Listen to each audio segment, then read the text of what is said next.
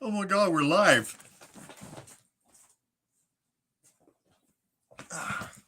What up, JD?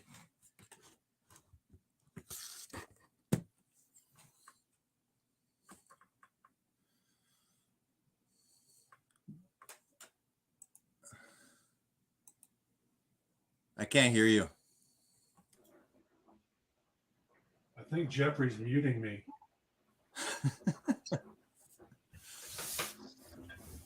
How are you? Yeah, I'm good. I'm glad we could touch base there. It's starting to be a while. Yeah. Yeah, it had been a week, a little more than a week since we got together. Any interesting developments or something since the last time we saw you with the vegan community? I saw that they're making merchandise for you. Yeah, they're promoting me on t-shirts now. I know. I mean, when you start having like merchandise created, not even by you, like other people are putting money into that, I think that you should be up at least 3 levels from where you are. I don't even remember which level are you at now. I thought you were keeping track. Right. Well, I mean, I remember 75 and then you were 76. 76. And then but then I had the debate. The debate. Yeah. But I would have increased 78, you. 79. I think it was 10. I think we jumped you by 10 because you should have been jumped like from 76 to 100 after that. But remember, we were talking about inflation. So really, the 24 with inflation ended up like being a lot less. Well, would you be okay with just an even 100, level 100? I don't know. 95. Let's keep you humble. Let's not get into triple digits yet. Okay, calm down. Like you're jumping by 10s and 30s, and here I am like struggling. What did I go up from 6 to 8 or something? Did I get to 10? I mean, like this is, I wouldn't. I mean, I think you're at 15. Okay, good. I think you should be proud of yourself. I am. I'm very proud. Baby steps. Baby steps to keep me humble. Hey, darling. You know how to eat an elephant, right? How to eat an elephant? You know how to eat an elephant, right? Oh, wait, give me a second here. I don't know. One bite at a time. Very good. Right. With that joke, you're at 93. You went back to 93. Well, people tell me all the time that I try to be funny, and they say that was a dad joke, and I get that that was a dad joke. That was a dad joke. Well, if you want to see me trying to attempt to be funny, you can look at my 15-minute video that I posted a few minutes ago, like half an hour ago. I actually started to watch it, but I didn't have time to finish it. It was my best attempt at my best attempt at acting. Then I had to really like ad lib when my wife like came in to say like you're talking too loud because the baby's sleeping. Then I was like, well, that's when the fear became real. Yeah, you could tell like I couldn't cover the yes. Careful, Jeffrey might accuse you of not having a real wife, borrowing the neighbor's wife. Bill Gates has more wives than you. No. What I really have to hide that whipped moment of mine is from Zetetic Warrior, right? Because I don't have my manly beard anymore. I'm right back to the last scrap of my manhood again under my lip. Yeah.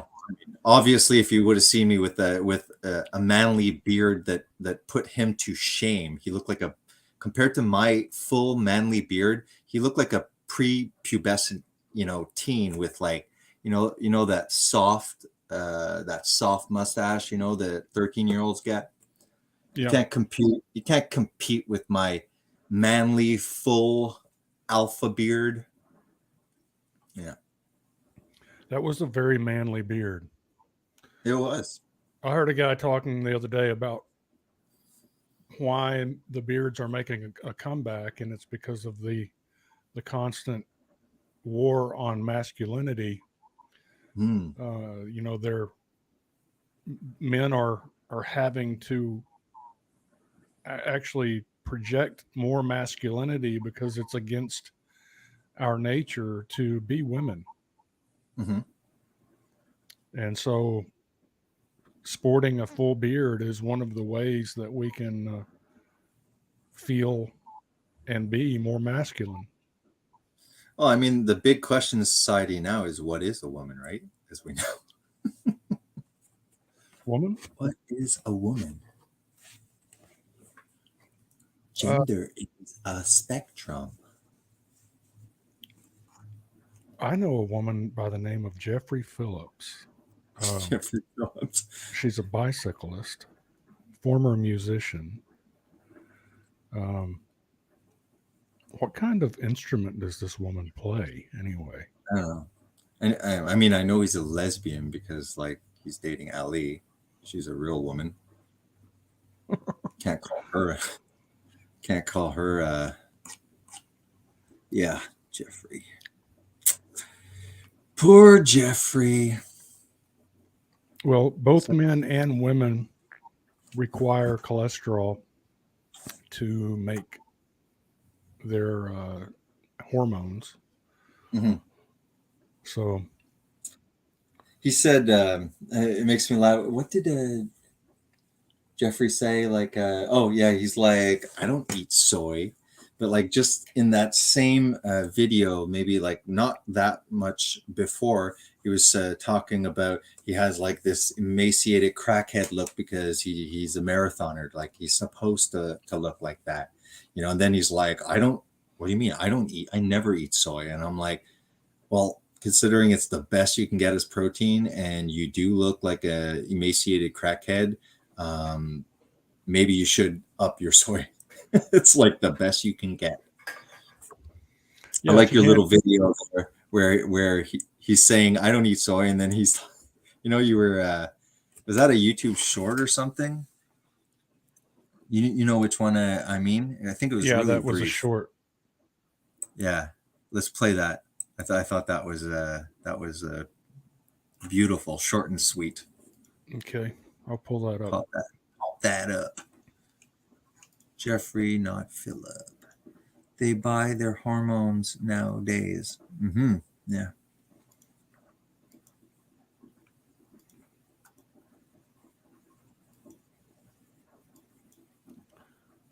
All right. It's funny how men like it's illegal. We've never been allowed to take testosterone. We've never. It's like, no, you can't take steroids. That's illegal. And then it's like, what? You're a lady. Here, have some testosterone. Yeah, I was listening to a doctor speak about testosterone supplementation the other day, and that Mm-hmm. there were a lot of doctors that still will not prescribe it for men, Mm-hmm. and based on the idea that it's going to cause more cancer of various Mm-hmm. kinds. But he showed the empirical evidence, and it's overwhelmingly the evidence is overwhelming that it actually reduces cancer. So No it surprise. just fits right into all of the other untruths that they tell us. Well, I think at this point, whatever any institution is telling you, just do the opposite, and you should be just fine. That's what I think. So here's Yeah. Jeffrey. Do you see him on the screen? Yeah. Okay. I'm not saying I don't ever eat soy ever. I'm not saying I don't ever eat soy. I don't eat soy ever. I'm not saying I don't ever eat soy. Soy ever. I'm not saying I don't ever eat soy. I don't eat soy ever. I'm not saying I don't ever eat soy. I don't eat. Yeah, that's great. Ever. And it's just on a perpetual like loop. Wonderful. Yeah. I'm not sure which. I'm not sure which. Someone said one of them is lying. You know, was it Jeffrey number Which one or Jeffrey number two? Did you see the video that I posted today? No, you had posted while I was driving, and I ended up not looking yet. All right, let's watch that one. That's a good one. Yeah, and we got to watch the Nutrivore too. That's an amazing talking piece. Vegan finally concede. Here, let me get this commercial out of the way. Okay. Oh, you have commercials back on. Yeah. Okay, here we go.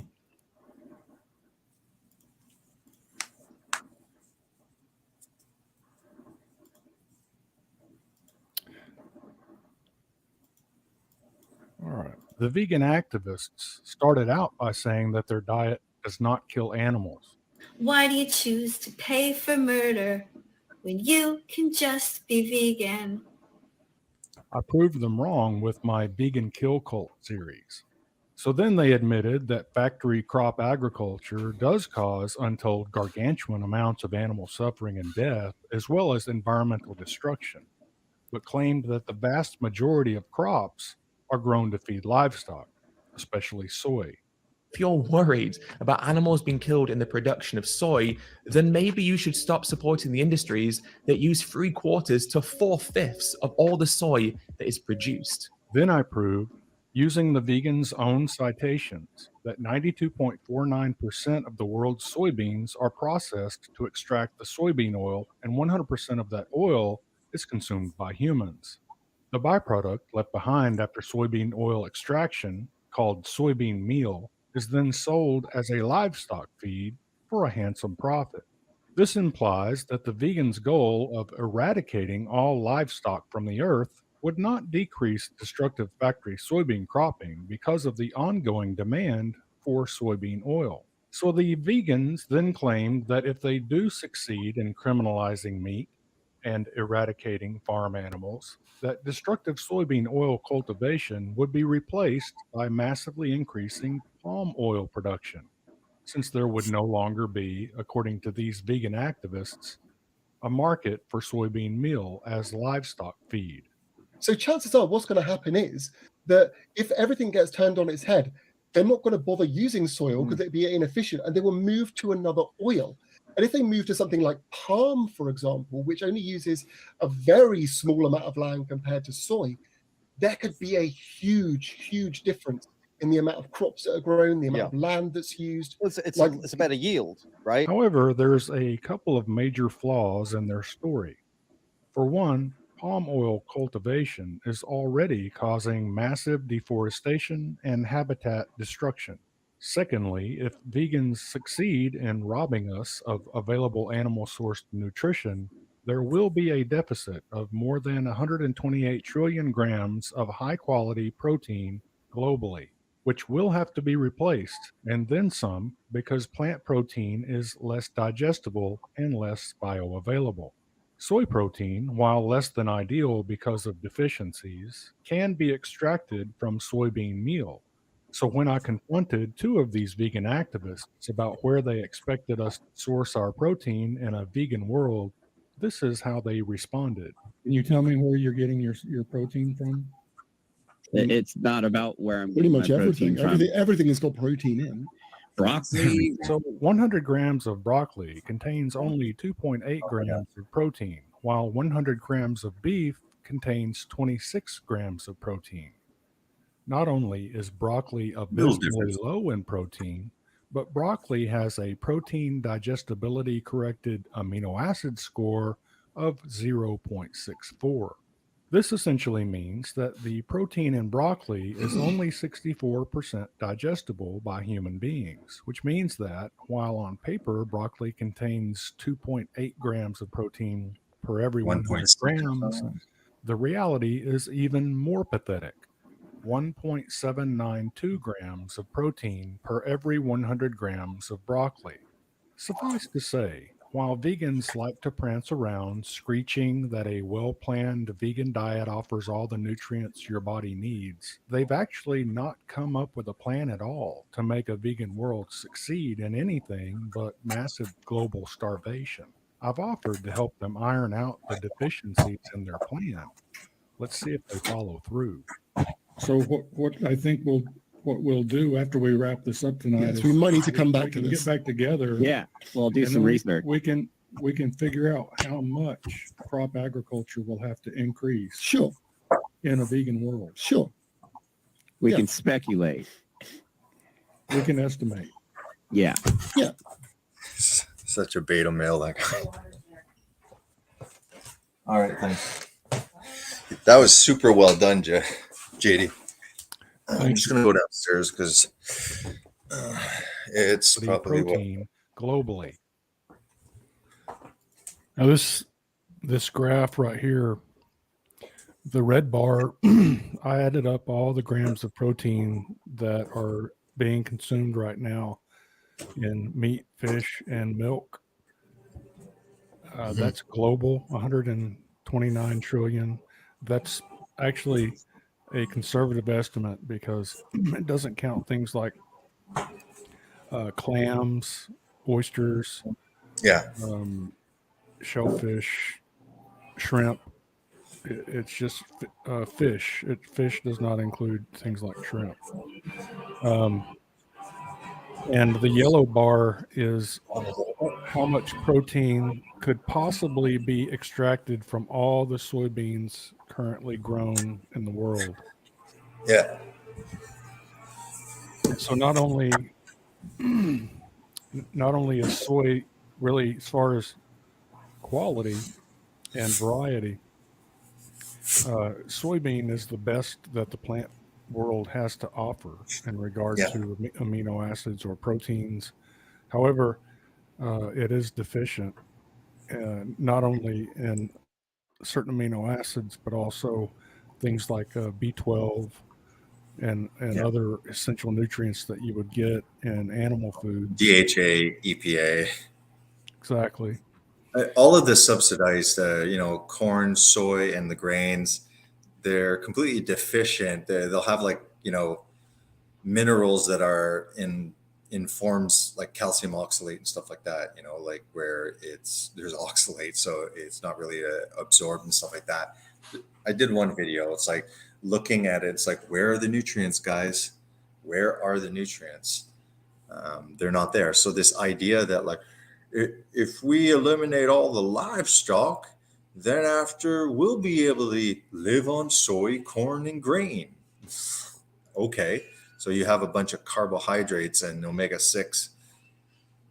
What about all the other nutrients? Well, we got supplements and we can, fortify. Yeah. And I don't know why. I really don't know why. Even the anti-vegan camp is not privy to the fact that these supplements require major factories, Yes. major amounts of petroleum, major amounts of very, very toxic chemicals, major amounts of environmental harm, major amounts of animals suffering and death. The manufacturing of supplements does not, I repeat, does not occur in a lab. It's not a lab. It's a filthy, disgusting, smoke stacked factory city. I mean, and a lot of these are made in China. Can you imagine living in a world where your own health and the health of your loved ones requires that you sit at home waiting on a plastic bottle to be shipped in from China. Yeah. And what would happen if they declared another? Say what? Supply chain issues. All of a sudden we're missing something. You know, there's a supply chain with this supplement, these supplements. Not to mention, you know, if climate emergency, if there's a climate crisis, and they're claiming that there'll be droughts here, floods here, increased all this stuff. It's like, so you really want to have just all crops to feed the world, and all of a sudden you have these environmental catastrophes where we lose massive amounts of global food. You know, Yeah, you should. whatever You should. it is. And We should go ahead. have we should have Bruce on to talk about what they've learned about watching, the people who study the sun, and when they have these corona ejections where these solar winds, magnetic these magnetic winds, these magnetic fields get blown to the earth, and if they hit us directly, a big one can wipe out all of the electronics around the world. And when that happens, sometimes like a solar storm, then it, and I believe that there's credible evidence that this happens from time to time. Maybe it hasn't happened since we've gone, through the Industrial Revolution, but that's really just a blink of an eye in, human history, Earth history. And so, what would happen? They're trying to, for instance, they're trying to ban wood stoves. They're trying to ban gas stoves. They're trying to ban gas cars. They want everything to be electric so that they can attach that to our social credit score. And then if you talk about the wrong subjects, or you talk about the right subject in the wrong way, or you have the wrong opinion, or you associate with someone who's got the wrong opinion, then your social credit score can slowly go down until, maybe they won't ship you your required supplements. Maybe they won't allow you to travel outside of your ward.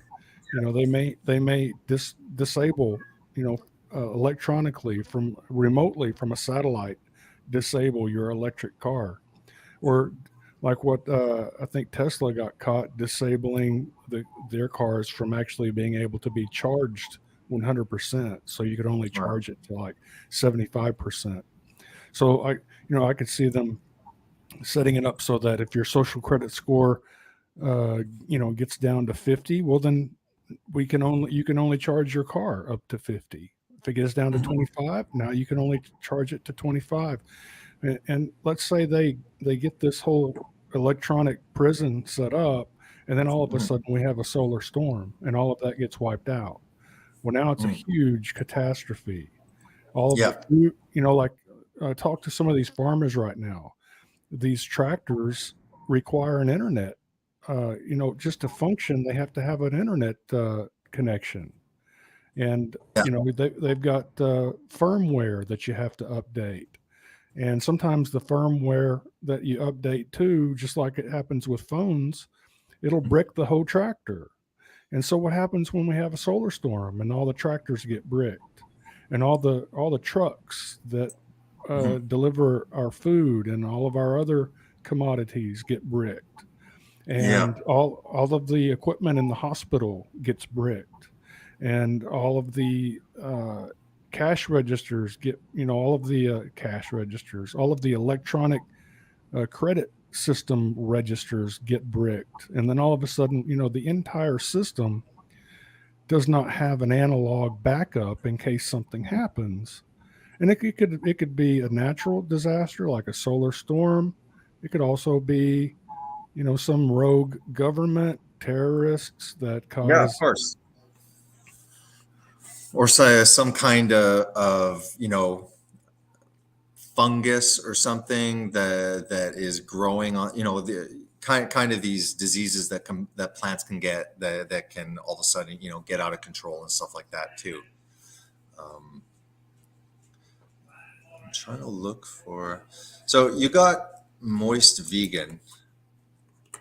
That's all you hear is constantly, why can't you produce any study at all that says you must eat animals to be healthy?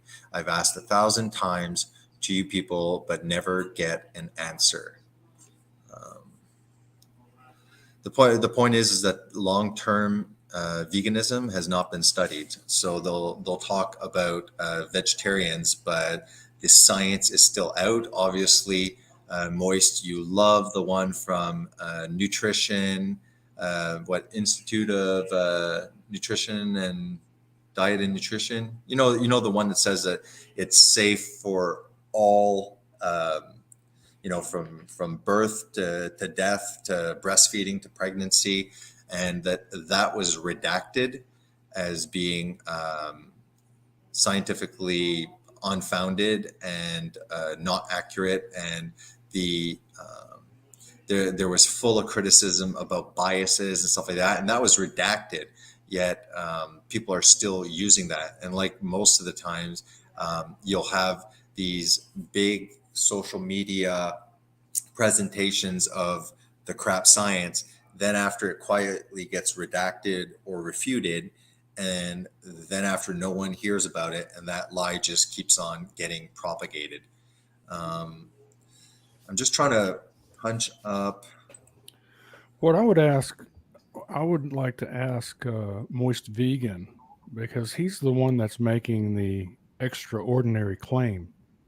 Is something that's never happened before. You're the one that needs to supply us with a study that shows that human beings can live multi-generationally. Because I'll tell you from experience that my mother was eating a plant-based diet when she was pregnant with my younger brother. And he was born with a birth defect called spina bifida, which still affects him profoundly today. We know now that spina bifida is caused primarily by either or a folate deficiency and or a B12 deficiency. So what these vegans are doing is they're rolling the dice with people's health to such a degree that they could actually cause someone to, like a mother, to have a baby who's got a debilitating birth defect. How do you, I mean, for my mother, we didn't have the science then that we have today. So if she knew then what she knows now, she would have been eating a meat-based diet, nose to tail, with plenty of organ meats. And it's very, very, very likely that my brother would not have been born with this horrible birth defect. Yeah. So I don't blame her.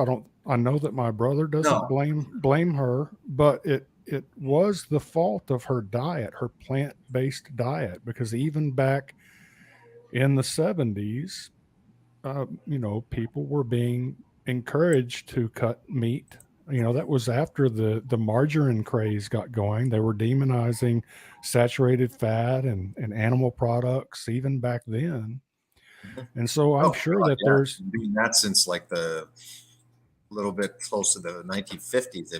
They've been doing the what is it, the diet heart hypothesis or something like that, the one that Ansel Keys came up with, demonizing saturated fat, that he claimed increases cholesterol, and cholesterol ends up killing you because it has no other beneficial purpose. It's created there just to kill meat eaters. I think it's the creator's way of punishing us. JD, what is the one, the journal, Institute of Nutrition, the one that the vegans always use, that quote there, that it made a statement that, veganism is safe and effective, like it's safe for all stages of life. Do you know which one I mean? It's the one they always pop up. The Academy of Nutrition and Yeah. Dietetics. Yeah, here. Okay. Yeah. Okay. It's too bad because the Academy of Nutrition and Diet, I had finally found the article that was redacting it. And then after I was going to make a video, but I think I had it on my phone and ended up losing it. Redacted. So I want to show, first of all, so let's deal with Moist Vegan because I'm so fed up of hearing that that thing over and over. So we don't eat just broccoli, Moist Vegan says. Why not compare kidney beans to red meat? How much B12 can you get in kidney beans? And when I say B12, I mean the bioactive B12, methylcobalamin, not cyanocobalamin. They don't look deep enough for that. It's like nutritional yeast does not produce methylcobalamin. No, exactly. Just looking, I'm going to check up kidney beans compared to meat. Yeah. Methylcobalamin is the food-derived human bioactive B12. And any other B12 that you can name, whether it's from bacteria or yeast or algae or a duckbill platypus, is not, or I take that back, a duckbill platypus is going to have proper B12.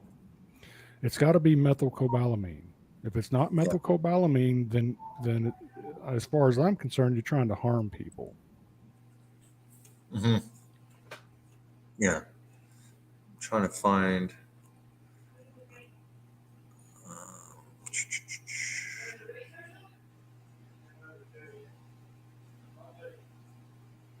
All right, so let's look at kidney beans. Here, I'll share screen, JD. Okay, pull it up.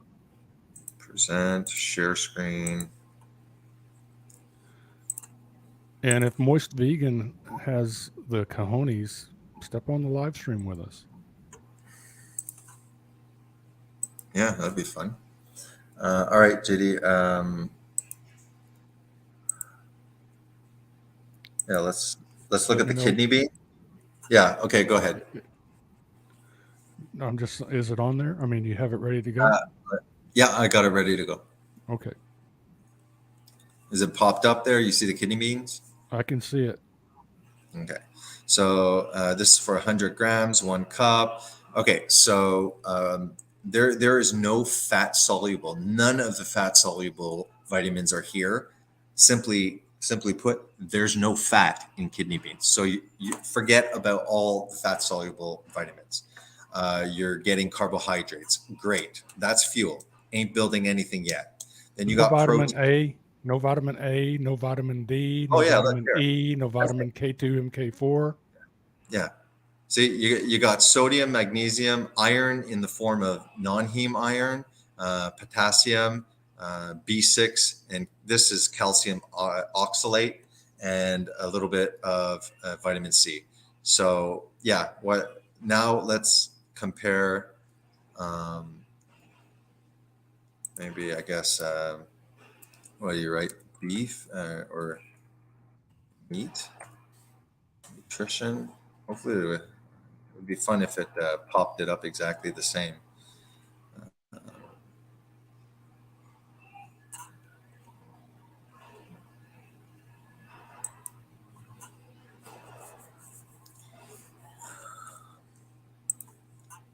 I'll just write nutritional facts, I guess. Sorry, G. What the hell is this? Okay. Meat, nutritional info or facts. Meat nutrition. Let's just grab this. All right.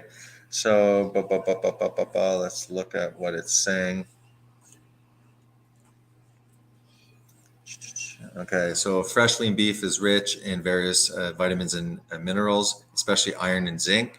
This iron is not non-heme iron, it is heme iron. And that is what your body needs. Hence why we call red blood cells hemoglobin. There's hemoglobin, which is the iron aspect that carries oxygen. That is heme iron. Let's look at this. So now you have 26.1 grams. And how much was in the kidney beans?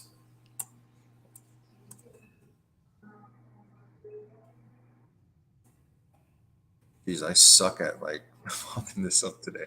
Sorry, a lot of dead time. Yeah, okay. Yeah. So beef for 100 grams, you have 217 calories, 100 grams of this. Where are the calories? It's so low in macronutrient. It's so low in calories that it doesn't have it. Oh, here, 84 calories. 100 grams gives you 84 calories. And the protein here is 5.2 grams. And beef is, how much did they say beef was? 200 and something? 217, right? And look at the protein, 26. No carbs, no sugar, no fiber, and you have fat. Therefore, you have fat soluble vitamins.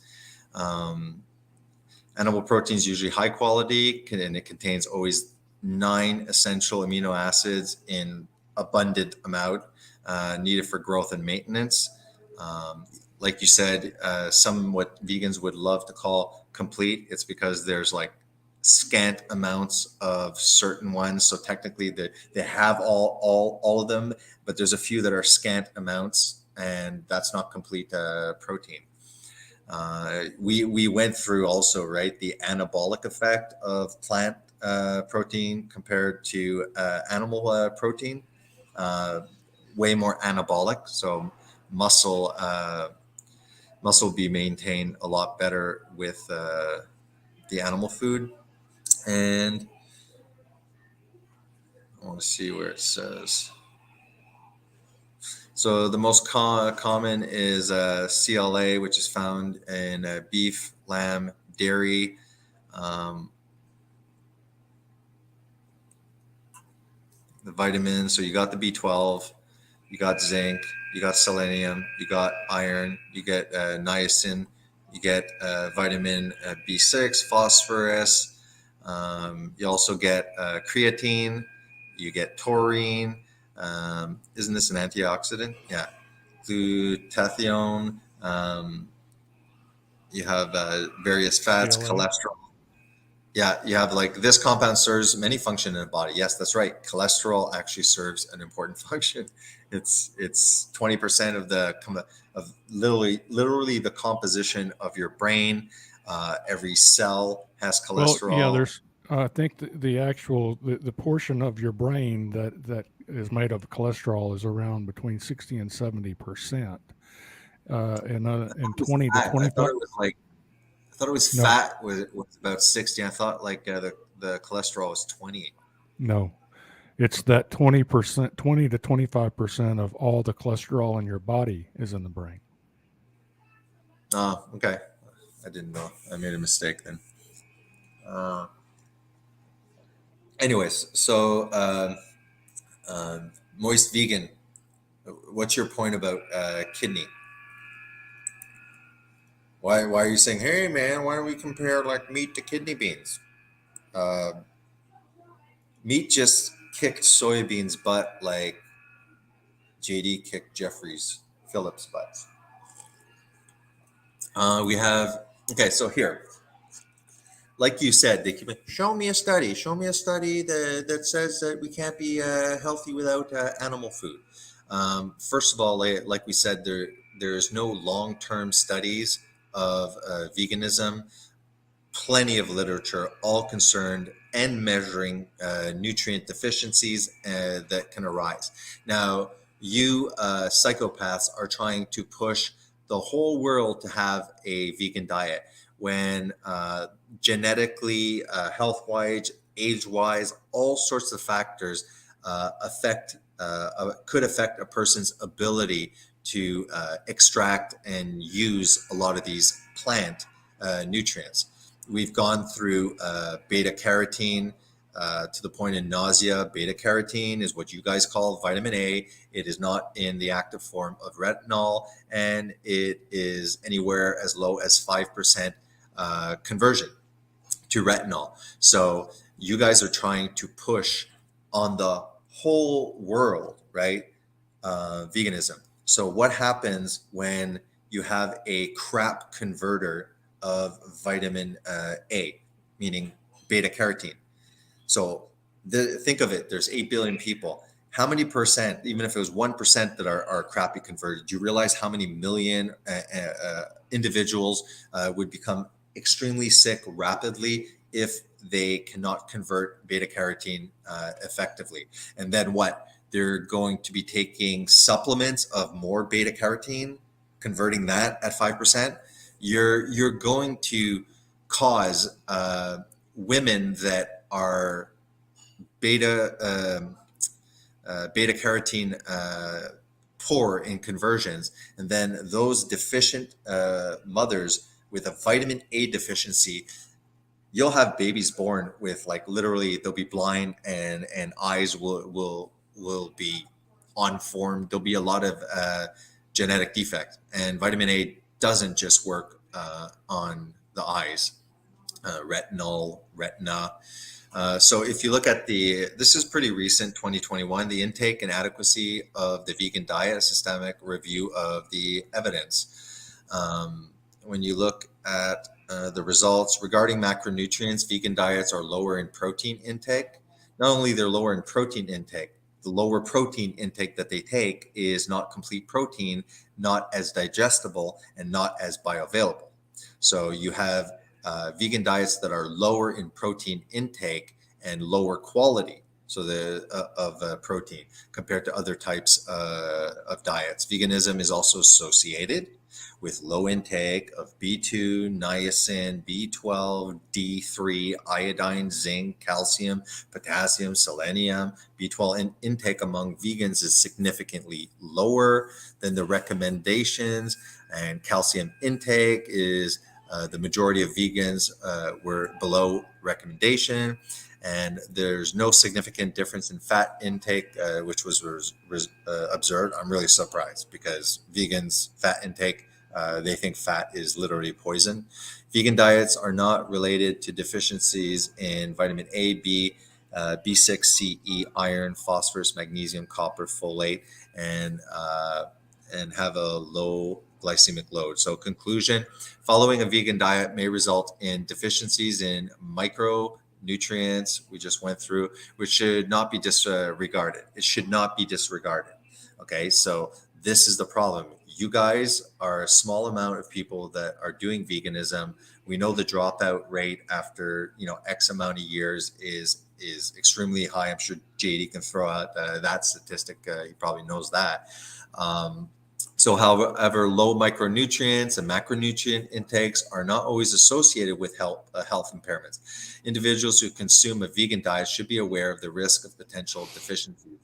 That's the abstract. But if if we would waste a lot more time reading this, it goes into a lot more detail. What we're saying, there is insufficient information about the diversity of vegan diets, whether they are balanced and whether they adequately provide all necessary nutrients. A recent report by the Eat Lancet Commission stated that dietary patterns based on vegetable fruits, they're going to say it's good, legumes, nuts, and whole grains could be beneficial. For further information about following a strict vegan diet is missing.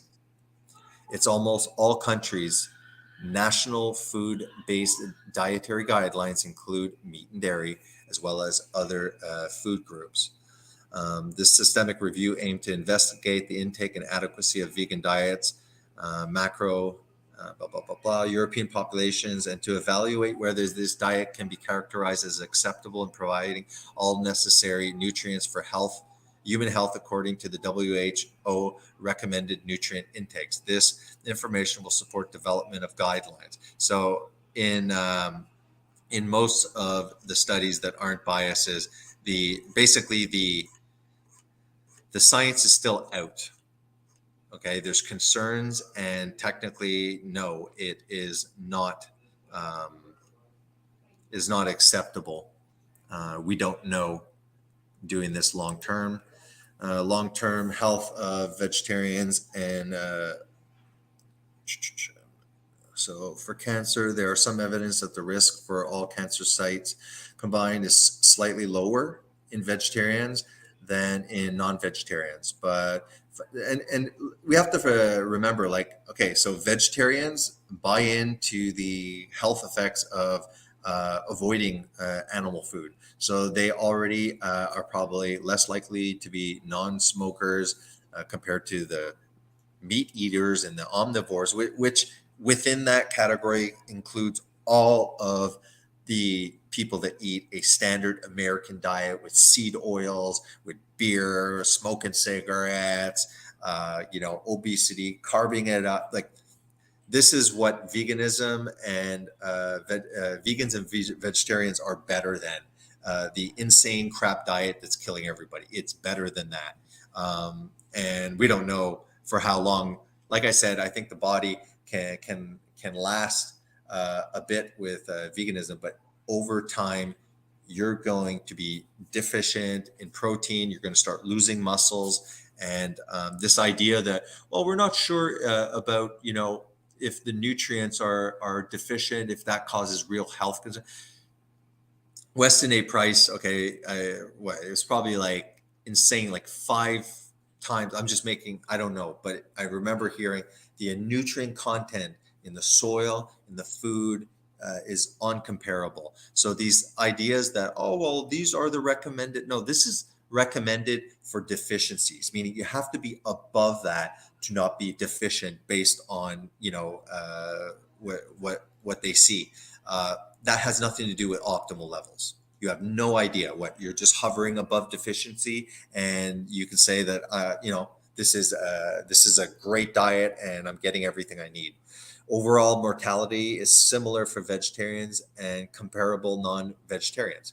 So overall mortality is similar for vegetarians and it's comparable to non-vegetarians, but vegetarian groups compare favorably with the general population. The long-term health of vegetarians appears to be generally good, and for some diseases and medical conditions, it may be better than that of comparable omnivores.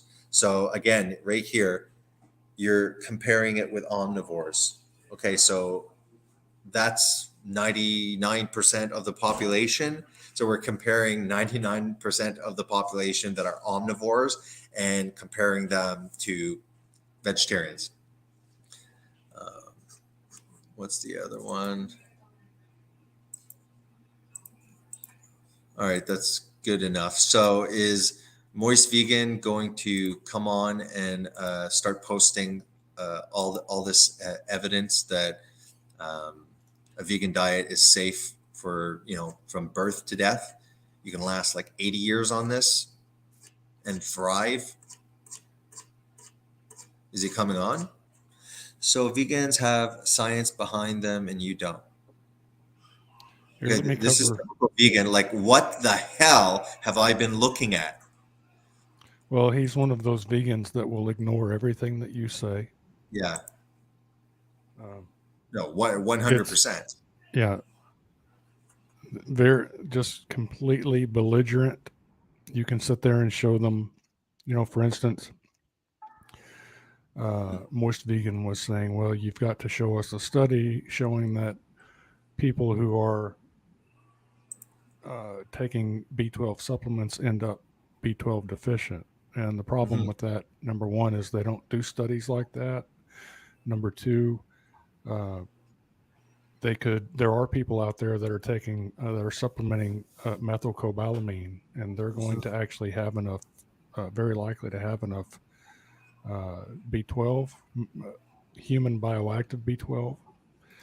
But regarding that, most people are actually supplementing cyanocobalamin, and here's the numbers on that is the bioavailability of cyanocobalamin at high doses ranges from 6% to 10%.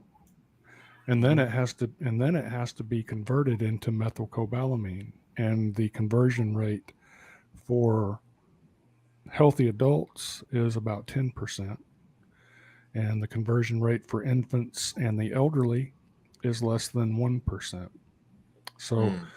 So how are people who are taking cyanocobalamin, how are they going to the doctor and getting a serum B12 test, and it's showing that they're perfectly fine? Well, I'm going to show you why.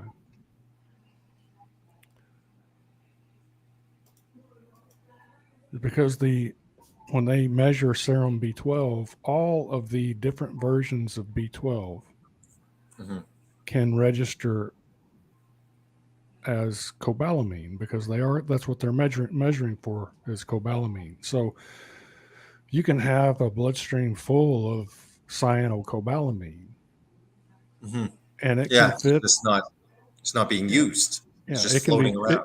It can actually fit into the B12 receptors, but it doesn't work. And so then after the actual active B12 can't get in because it's antagonizing. It's like competing.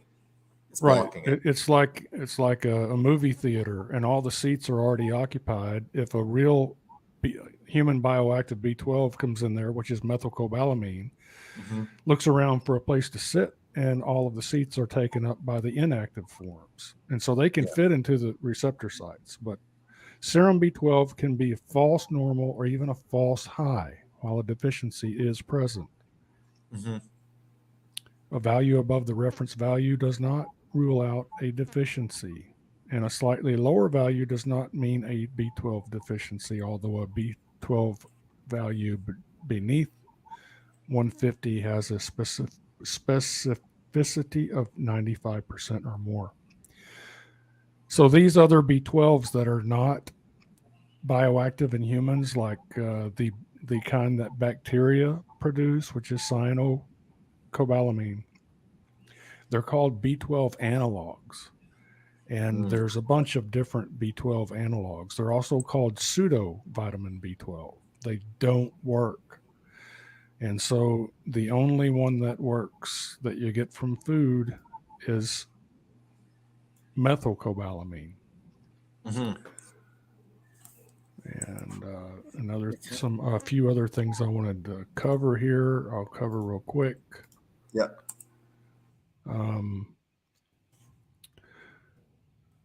One is that Moist Vegan made the claim that the World Health Organization had declared red meat a carcinogen. They have not. They've declared it a possible carcinogen, but not a carcinogen. But I do want to show you why people think and how they manufactured this idea that red meat has something to do with cancer. And that's because if you look like on Google Scholar and you look for the phrase red and processed meat, that what they've done is they've paired red meat with processed meat, and they've studied the pair as a unit. And so all of these studies, they've paired red meat with processed meats. Now, why would they do that? Can you imagine if at work, you're a respiratory therapist, is that correct? Yeah. So can you imagine if there was some janitor up there who had Down syndrome, and they paired you with him, and every time they evaluated your job performance, let's say his name is Jeffrey. And let's say they every time they did a job performance evaluation, they did a Jason and Jeffrey evaluation. Well, it's not fair to you to be categorized with Jeffrey, because you should be able to be analyzed on your own work performance rather than being paired with this Down syndrome person. It's not fair to you. And it's also not fair for red meat to be paired with No, of course not. processed meat. And the reason for that is because processed meats have preservatives in there, primarily nitrites, and I'll show you why that's relevant here real quick.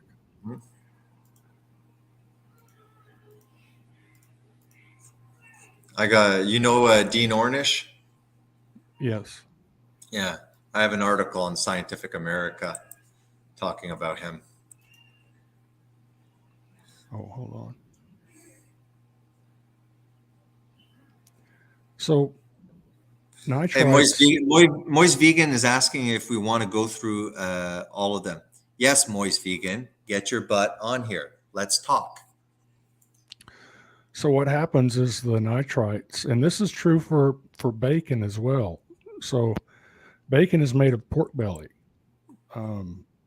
Pork belly on its own is very healthy, but pork belly that's impregnated with nitrites can actually cause the hemoglobin, which is, you think of the iron in your blood, which carries the oxygen, and it oxidizes it, and that will cause it to be too attracted to the oxygen, so that it cannot release the oxygen when it needs to hand it off to oxygen hungry cells and tissues.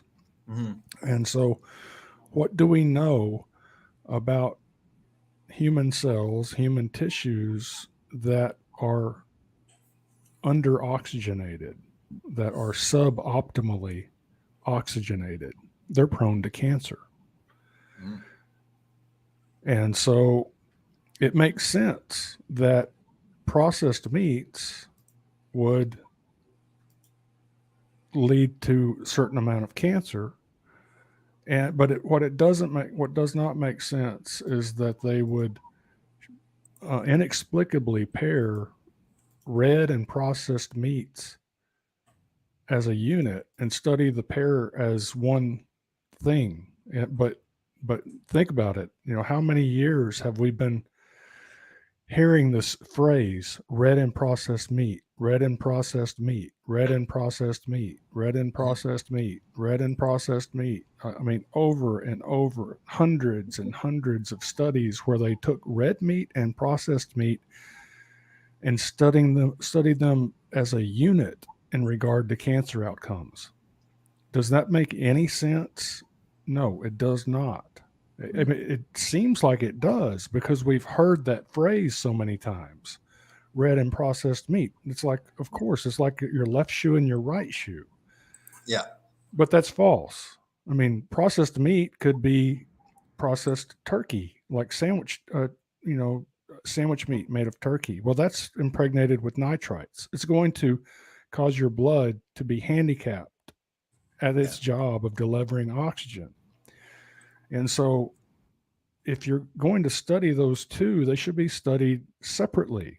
Study the red meat, and then study the grass-fed, grass-finished red meat, and then study the processed meat, and have different studies, or one study where they're all separated. So there's control groups where the red meat gets to stand on its own merit rather than being dragged down intentionally by the processed meat. Yeah. Does that make sense? Yeah. Yeah, it makes sense. Okay. Let me cover a couple other things before we move on. Go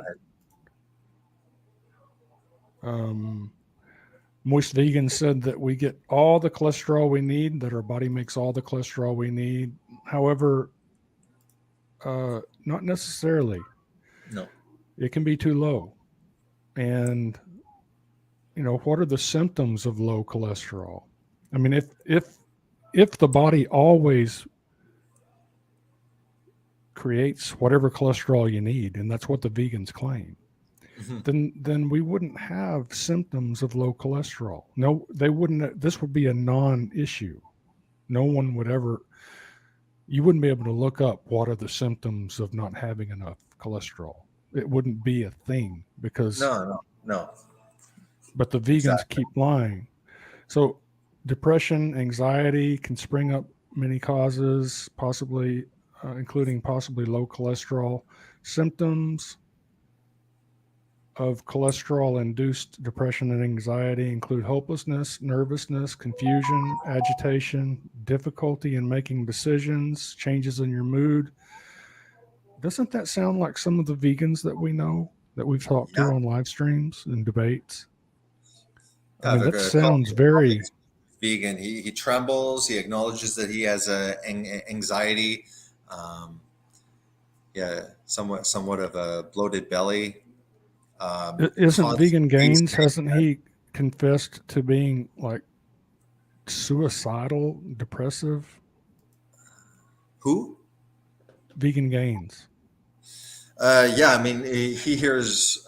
Sometimes he's had hearing voices and stuff like that. So I don't know. He's probably somewhat schizophrenic, maybe, or something like that. He was acknowledging, like, oh, this is probably B12. He's trying to inject it. All sorts of attempts. So this up here, this is where people get the idea that only 20% of the brain is cholesterol. It says your brain accounts for 2% of the body weight, but it contains 20% of your cholesterol. Okay. Look below though. Brain cholesterol. Long secret life behind a barrier. It has been estimated that up to 70% of the brain cholesterol is associated with myelin. Okay. Yeah, it's the covering of the sheath there. Yeah. Let me go up here. It contains 20% of the whole body's cholesterol. I like Moist Vegan says, Vegan Gains had depression when he was vegan. It improved better when he went vegan. That guy is completely depressed. It's like, yeah, he looks like the happiest vegan on YouTube. And then you see up there, the brain uses and is comprised of about 75% cholesterol. Okay. Not 25%. I said 25. Yeah. People are getting that 25 because it makes up 20. I mean, not every person is exactly the same. So some people it might make up 20% of their total body cholesterol. Others it might be closer to 25% of their total body cholesterol. But about 75% of the brain is made of cholesterol. And so it makes sense, that we'd see people like Moist Vegan in the world who aren't consuming any dietary cholesterol. Yeah. Is Vegan Gains' girlfriend still selling her pooter on OnlyFans? I remember that was a thing. Is it his girlfriend or is it his non-binary husband? I don't remember what their pronouns are. I don't know, but I just remember like one of his things. He's all talking. He's like, yeah, we OnlyFans. I sit there, I watch anime porn, I jack off, and and you're like, okay, like you're admitting this. Vegan Gains' girlfriend.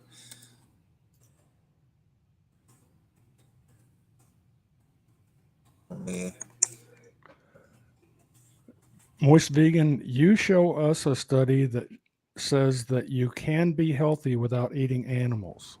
You can't. That's what you're the one making the extraordinary claim. So show us the study.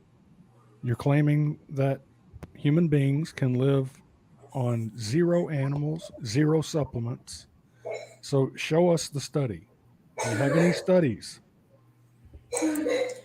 Prove it. Like, didn't I show this one, like intake and adequacy of vegan diets, which says following a vegan diet may result in deficiencies, micronutrients, However, low micronutrient, I like that. However, low micronutrients, macronutrient intake are not always associated with health impairment.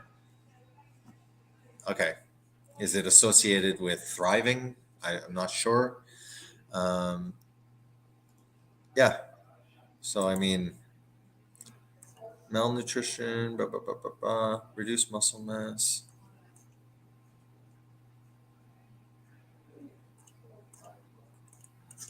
The only JD the only study I think that they would pop out is the Academy of Nutrition and Dietetics.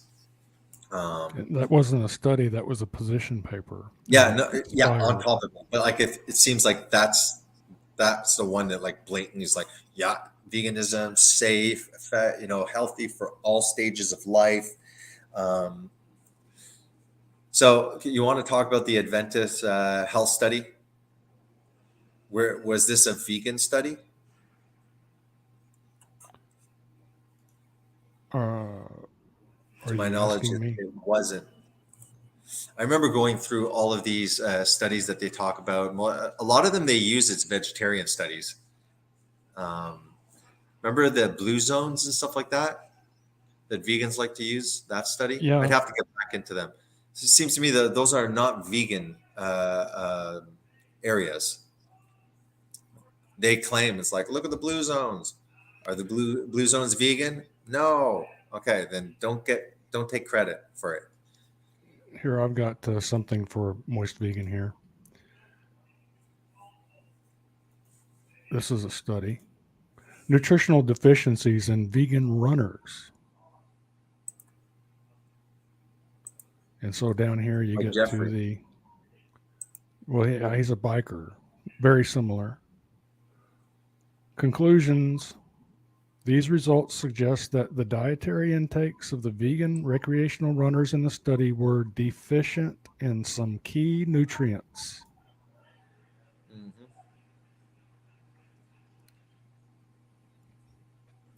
So yes, here's a study showing that the vegan diet will lead to nutritional deficiencies. I gave you what you were looking for. I have something. I have something to show. Share screen.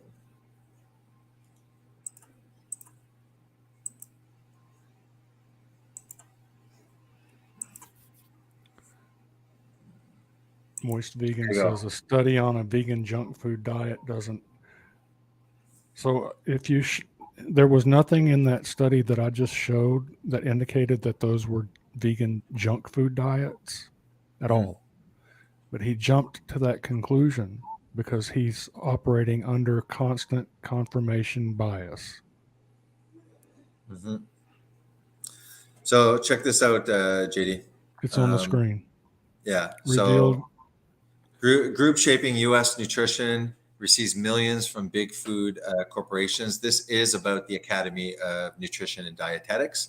It has a record of being in bed with food giants, and newly released documents show an influential group that helps shape U.S. food policies and steer customers towards nutritional products, has financial ties to the world's largest processed food companies, and has been controlled by former industry employees who have worked for companies like Monsanto, or Bayer Monsanto now.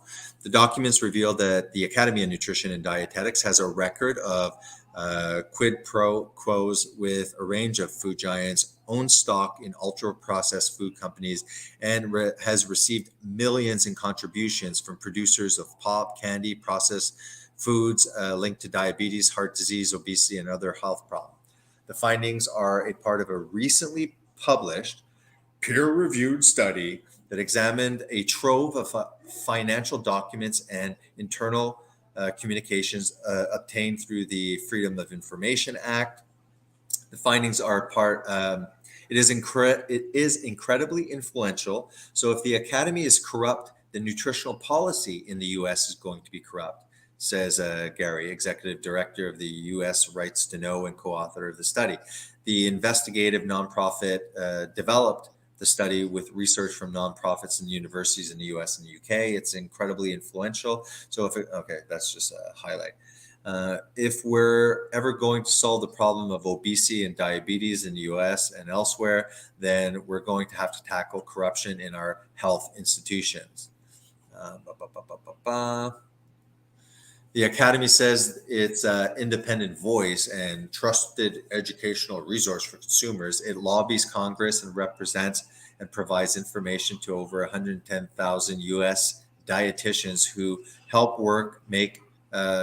people make decisions about which food to eat. Though the Academy has long received criticism for its ties to big food, the study for the first time reveals the depth of its financial ties. Anyways, I think it proves. It's long there. We won't read the. It's enough to show that this is the one that said that veganism is good for all stages of life.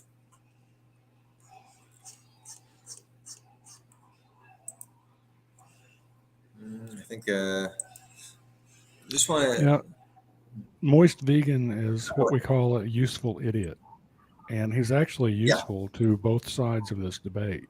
He's certainly a useful idiot for the corporations that are pushing a vegan diet, and he's not useless here either, because he's a perfect example of the belligerent, harmful thinking that vegans are practicing out there.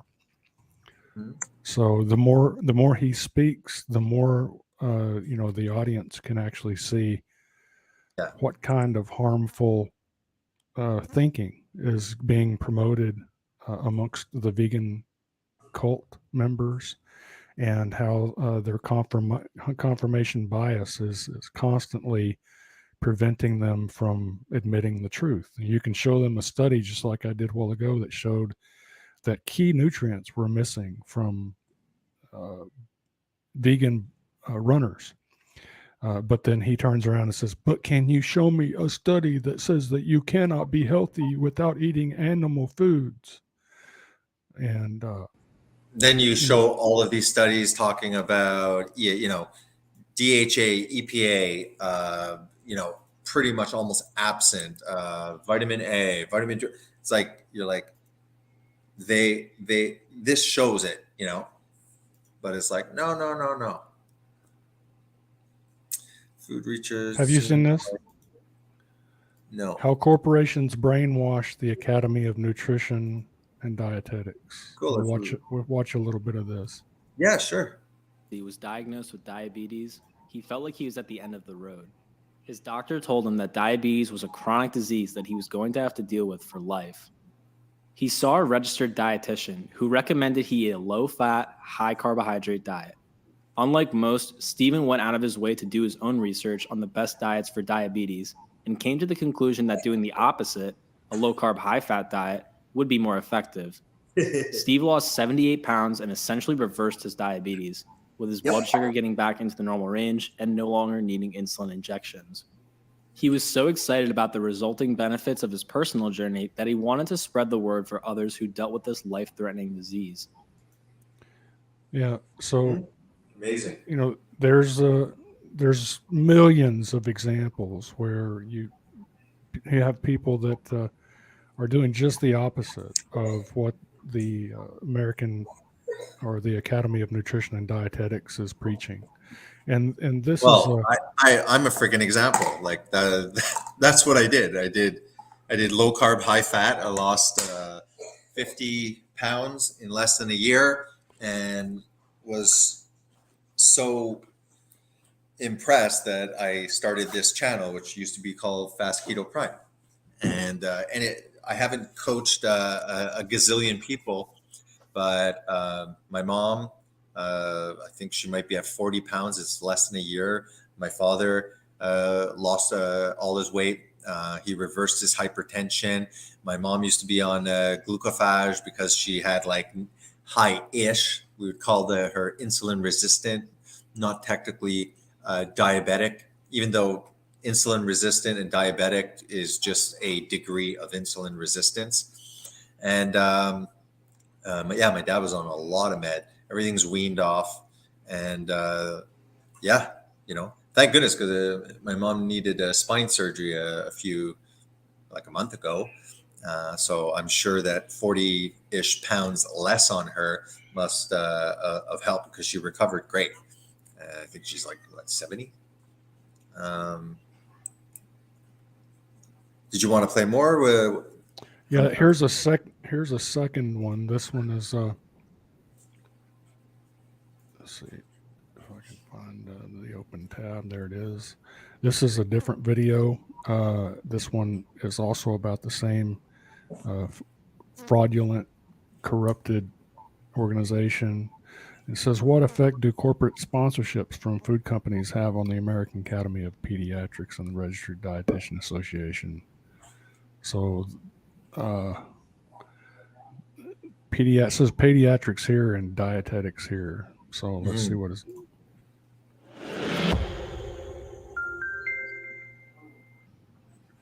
The food industry enjoys influential positions in surprising places.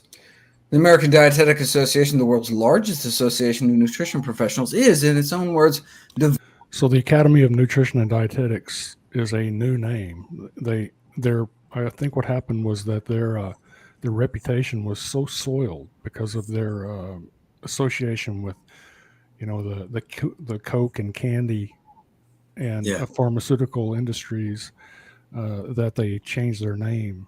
You know, like a lot of kind of like Monsanto wanted. Yeah. So here we go. Devoted to improving the nation's health. To that end, they promote a series of nutrition fact sheets. Who writes them? This is actually Dr. Greger, isn't it? Industry sources pay $20,000 per fact sheet to the ADA and explicitly take part in writing the documents. The ADA then promotes them through its scientific journal. So you got even a vegan doctor is exposing the corruption of the American Dietetics Association or the Academy of Nutrition and Dietetics. So that's interesting.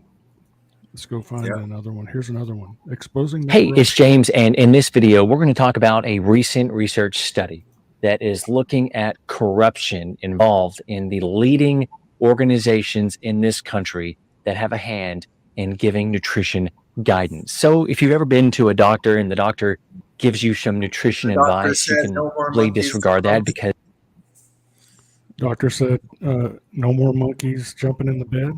Yeah, that's what he's like. And the doctor is just that physicians have little to no nutrition training. But if they did insist on giving you advice, they probably gave you a referral to a dietitian or a registered dietitian nutritionist or a dietetics aide. These are all different. Yeah, it's a travesty that these doctors aren't educated in basic optimal human nutrition. You know, that's like a car mechanic that doesn't know how to change your oil. JD, university graduated nutritionists that work in the hospital are like they're taught the wrong thing also. Oh, I know that. Yeah. But the point is that they compartmentalize all of this. Oh yeah, for sure. And so that makes it easier to carry out corruption because you don't have one individual that's got his hand in a bunch of different, facets of the corruption. Each one has their own specialty of corruption, and they're kept in the dark about what's going on in the other compartments. And so the nutritionists don't know, how, they don't know the details of, what the doctors are doing. That your general practitioners are mostly just, give me your symptom and I'll find a drug to prescribe to mask it. Oh man, I mean, anyways, yeah. This is from the mid 90s. They didn't actually get rid of this thing until the 2000s. But look here, this absolutely kills me because this is how detrimental bad nutrition policy is. Once it's out there, it takes ever to work its way out of the system, right? Well, the reason it takes forever is because the corporations that put it there to begin with are still there, still promoting those same bad advices. Yeah, like Yeah. I mean, do you remember the 5 recent saturated fat studies? It's in one of my videos on my channel. Here, I'll just show it briefly, just to show that there's no that they're not even following the science. See what Well, they'll do is they'll choose a observational study to push their agenda, which is usually corporation motivated for money and stuff like that. They don't really. You could find a study for everything. So what happens when this study here? You know the seed oil. Do you remember the seed oil one here? Vegetables. Vegetable oil, vegetable oil as driver for cardiovascular disease.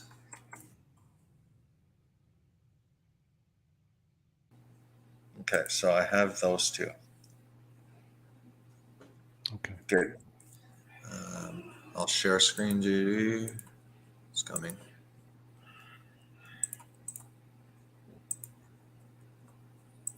Okay.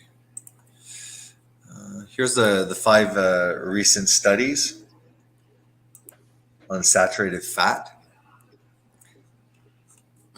So since the 1950s, this is thanks to Ansel Keys, people have believed that saturated fat is bad for human health. This was originally based on observational studies. We love observational studies that we can just prove associations, post that to the public. They have no idea what link, risk, association, all the public hears, oh, it causes. It causes. And they know that people will believe that. So technically, they can post that and they're not lying because it is true. You know, this study had an association, and they know that it's going to serve the purpose and the narrative to maintain the lie, which has been going on for 80 years now.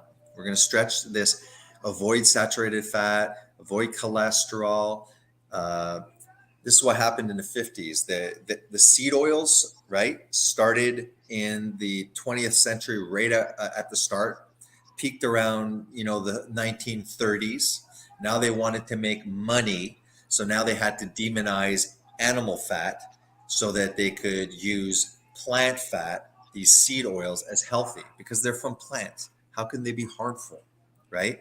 But the problem is that protein usually stays constant, and if you're removing fat and limiting it, you're going to have to increase sugar. And that's what happened. We started getting sick because there was smoking in the 30s. Cardiovascular disease was increasing. That was worsened with all these oxidized seed oils. And I'll show you that these seed oils are a driver for cardiovascular disease. At that time, obesity and diabetes were not a huge issue. Then, because they reduced the fat and they upped the sugar, now you had obesity starting to increase. Didn't change any of the cardiovascular issue. That was still, ramping up. So this is what they've done to us for the last 80 years. Don't eat protein. Even though your body's made of protein, don't eat animal protein. It's poison. Don't eat animal fat. Yeah, I know it has all the fat soluble vitamins, but there is no God, and this is a flawed creation. So what happened is the saturated fat that will kill your heart, also we require essentially, because that's where all the nutrients, right? That makes perfect sense. We're made primarily of fat, cholesterol, and protein. So you know what? Let's minimize fat, cholesterol, protein, and let's just go strong on the carbohydrates. That's just fuel. So since the 50s, people believed the saturated fat. This was originally based on observational studies. And what I like about Healthline is you can go like this, and it will bring you at least to the studies where the claims are: dietary fat, cardiometabolic health, evidence, controversies, consensus for guidelines. So I had mentioned that, JD. I like Healthline. At least it'll bring me to where they're making claims. And yeah, you had pointed out, yeah, sometimes they don't quote it and they make assumptions, for sure. The diet heart hypothesis states that saturated fat raises the LDL, that bad cholesterol in the blood that they call bad cholesterol. It's not bad cholesterol. It has an extremely important function. LDL is a transporter of cholesterol as well as nutrients. It is, anytime there's a healing process, anything, it's transporting the cholesterol, and your body produces cholesterol. So the LDL only becomes dangerous when it's damaged, when it becomes oxidized. When the LDL starts becoming pathological, you have a lot of pathological issues occurring. You have a toxic environment within your blood, among other things. You have high amounts of glucose fluctuations, right? Because they're recommending around 250 grams daily. Doesn't matter what your size is. Doesn't matter if you're diabetic. Doesn't matter your muscle mass and your ability to store glycogen so you can have more carbs. No, everybody just needs 250 grams of carbohydrates, and make sure to just eliminate the fat, because fat will kill you. So the LDL cholesterol in the blood, which then supposedly lodges in the arteries and causes heart disease. So what happens when this came out in 2008? Omega-6 vegetable oils, and that's all of them, all of the vegetable oils, okay? Not just soybean, canola, soybean, rapeseed, peanut oil, you name it. As a driver of coronary heart disease, the oxidized linoleic acid hypothesis. Maybe so. I really encourage you guys to read this. Let's just go maybe to the clinical study, the brief summary. So the consumption of the omega-6 polyunsaturated fat linoleic acid has dramatically increased in the Western world, primarily in the form of vegetable oils. Oxidized LDL is thought to play an important role in atherosclerosis formation. However, it is the oxidized linoleic acid contained in the LDL that leads to harmful, oxidation, something. I don't know what that stands for. We can check up there, which induces atherosclerosis and coronary heart disease, thus reducing the amount of dietary linoleic acid, mainly from industrial vegetable seed oils, will reduce the amount of linoleic acid in the LDL and likely reduce the oxidized LDL, as well as the risk for coronary heart disease. In summary, numerous lines of evidence show that the omega-6 polyunsaturated linoleic acid promotes oxidative stress, oxidized LDL, chronic low-grade inflammation, and atherosclerosis, and is likely a major dietary culprit for causing coronary heart disease, especially when consumed in the form of industrial seed oils, commonly referred to as vegetable oils. Vegetable oils are in every single thing, right down to the brown bread that you consume. Please, when you're buying anything in a box, start turning it around, looking at the ingredient list, and you will constantly see soybean, canola oil, some kind of seed vegetable oil, corn. There's some kind of industrialized seed oil in everything there. The only way to avoid this is to avoid packaged foods, highly processed stuff. Highly processed ain't just like the McCain pizza pockets that you see over there. Okay, like all the middle is processed. All of your Triscuits, all of your wraps, all that stuff is not found naturally in the environment. It's not. We didn't hunt for pizza pockets. We didn't scavenge for Triscuits. Okay, All of these things are actually devoid of nutrients unless there's ingredients. In the ingredients, there's these fortifications. This here is not an observational study. This is not an association. This study is claiming a direct mechanism of what happens. Now, if you are eating a well-balanced omega-6 to omega-3 diet, primarily avoiding all of these seed oils, meaning avoiding all the middle section of your grocery store, and you stay on the outside where you're eating the animal food, they all have a good blend of omega-6 to omega-3. As JD's mentioned often, pork, okay? Pork is being fed these omega-6 grains, right? So what they're eating will screw up the ratio. There'll be more omega-6 in the pork at the grocery store. There'll be more omega-6 in the beef. There'll be more omega-6 it's actually beyond just omega-6s. Yeah. These animals are being fed seed oils in their feed. A lot of those, well, all of those seed oil, all of those seed, these byproducts, and even the corn has been milled. So what that does is that exposes these unsaturated fatty acids to heat and oxygen in the processing. Yeah.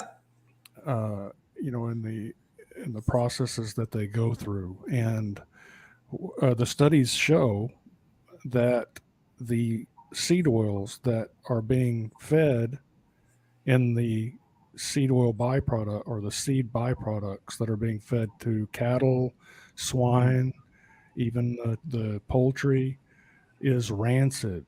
And so these animals are consuming rancid omega-6s. And so when you see that, like a grass-fed beef has a omega-6 to omega-3 ratio of 1:1, and then you look at the omega-6 to 3 ratio in grain-fed beef, well, those are in most cases, those are rancid oils that are being fed to these cows.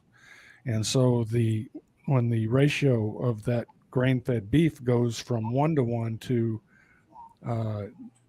9 or 10:1, so let's say 9 omega-6s for every 1 omega-3, and those excess omega-6s, those are stored, oxidized, or rancid seed oils. So when you opt, this is my perspective on the keto diet, is when you're going budget keto and you're buying all grain-fed beef, and you're eating a lot of beef in a sit-down meal, what you're doing there is you're consuming enough beef not only to support your protein needs, but you're going above and beyond that to support your fuel needs, because the protein that you need as protein is not used as fuel. So people are consuming above and beyond what they need as protein. And in order to do that on a budget, then what you're doing is you're consuming excess oxidized or rancid seed oils that come hidden in the meat of grain-fed cattle and grain-fed livestock. And so what I would recommend, and this is something that Jason and I don't see eye to eye on, is that I think that if you're going to do a ketogenic carnivore diet, then it needs to be grass-fed. Otherwise, you're consuming a lot of hidden, oxidized, or rancid seed oils. Well, we don't see it differently on that. I completely agree that I'd have to be a moron to start saying that grain-fed beef is saying. This is my dilemma. Okay. Well, let me finish. Let me finish. Yeah, go ahead. Yeah. Because what I want to say is that there's a lot of people that have gotten great results on a grain-fed keto diet. That as far as in the short run, it's been more or less successful, especially compared to the the junk food omnivore diet that they were running from. And so it's a huge improvement. However, I think it's better because what people are doing is they're saying, well, meat is expensive, so I have to do keto carnivore on a budget. If I do that, I have to buy the cheap. I can't support my local rancher. So that means you can't support local food security. So you're going to go to the grocery store and buy the same beef that's coming from these companies like JBS that are actually positioning to take the beef away from you, because they're all pursuing plant-based mock meat replacements, and the profit margin is so much higher on something like that than just real beef. And so I think rather than like eating a few meals a day, 2 or 3 meals a day of large grain-fed beef servings, a lot of that's going to be excess protein. That excess protein is going to be turned into sugar. So it's not going to be fast sugar, and that may not be the best situation, because all of the insulin related ailments are coming from the diets that cause insulin hit in the morning, insulin hit in the mid-morning, insulin hit in the late mid-morning, insulin hit for lunch, insulin, so about the end of the day, you've had like 50 insulin hits. But let's change that to one insulin hit. And so let's say instead of going and spending all your money on cheap beef, how about spend some of your money on the more expensive, but the beef that doesn't have those oxidized or rancid seed oils in them. Sure.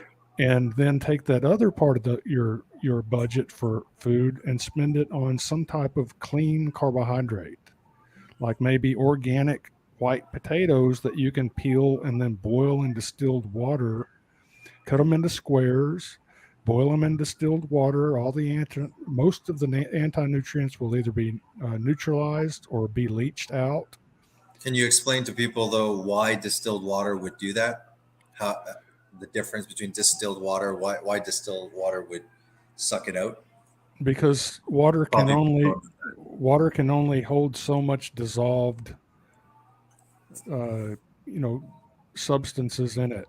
And so the more dissolved substances that a water has in it, then the less potential it has to absorb new solubles. So distilled water is pure water, so it's got a huge potential to suck up and absorb anything that can be soluble. And so I love like distilled water. For some reason, I like the taste. There's a specific taste to it. I love the distilled water. Yeah, so here's my situation. We don't see opposite. I completely agree that grass-fed. This is how I see it. Okay, it's harm reduction. So let's say my neighbor right here, he's a fat guy. I just convinced him that look, this is the way to go. High animal food, stuff like that. At least here, like I cannot find labels of grass-fed. I can't.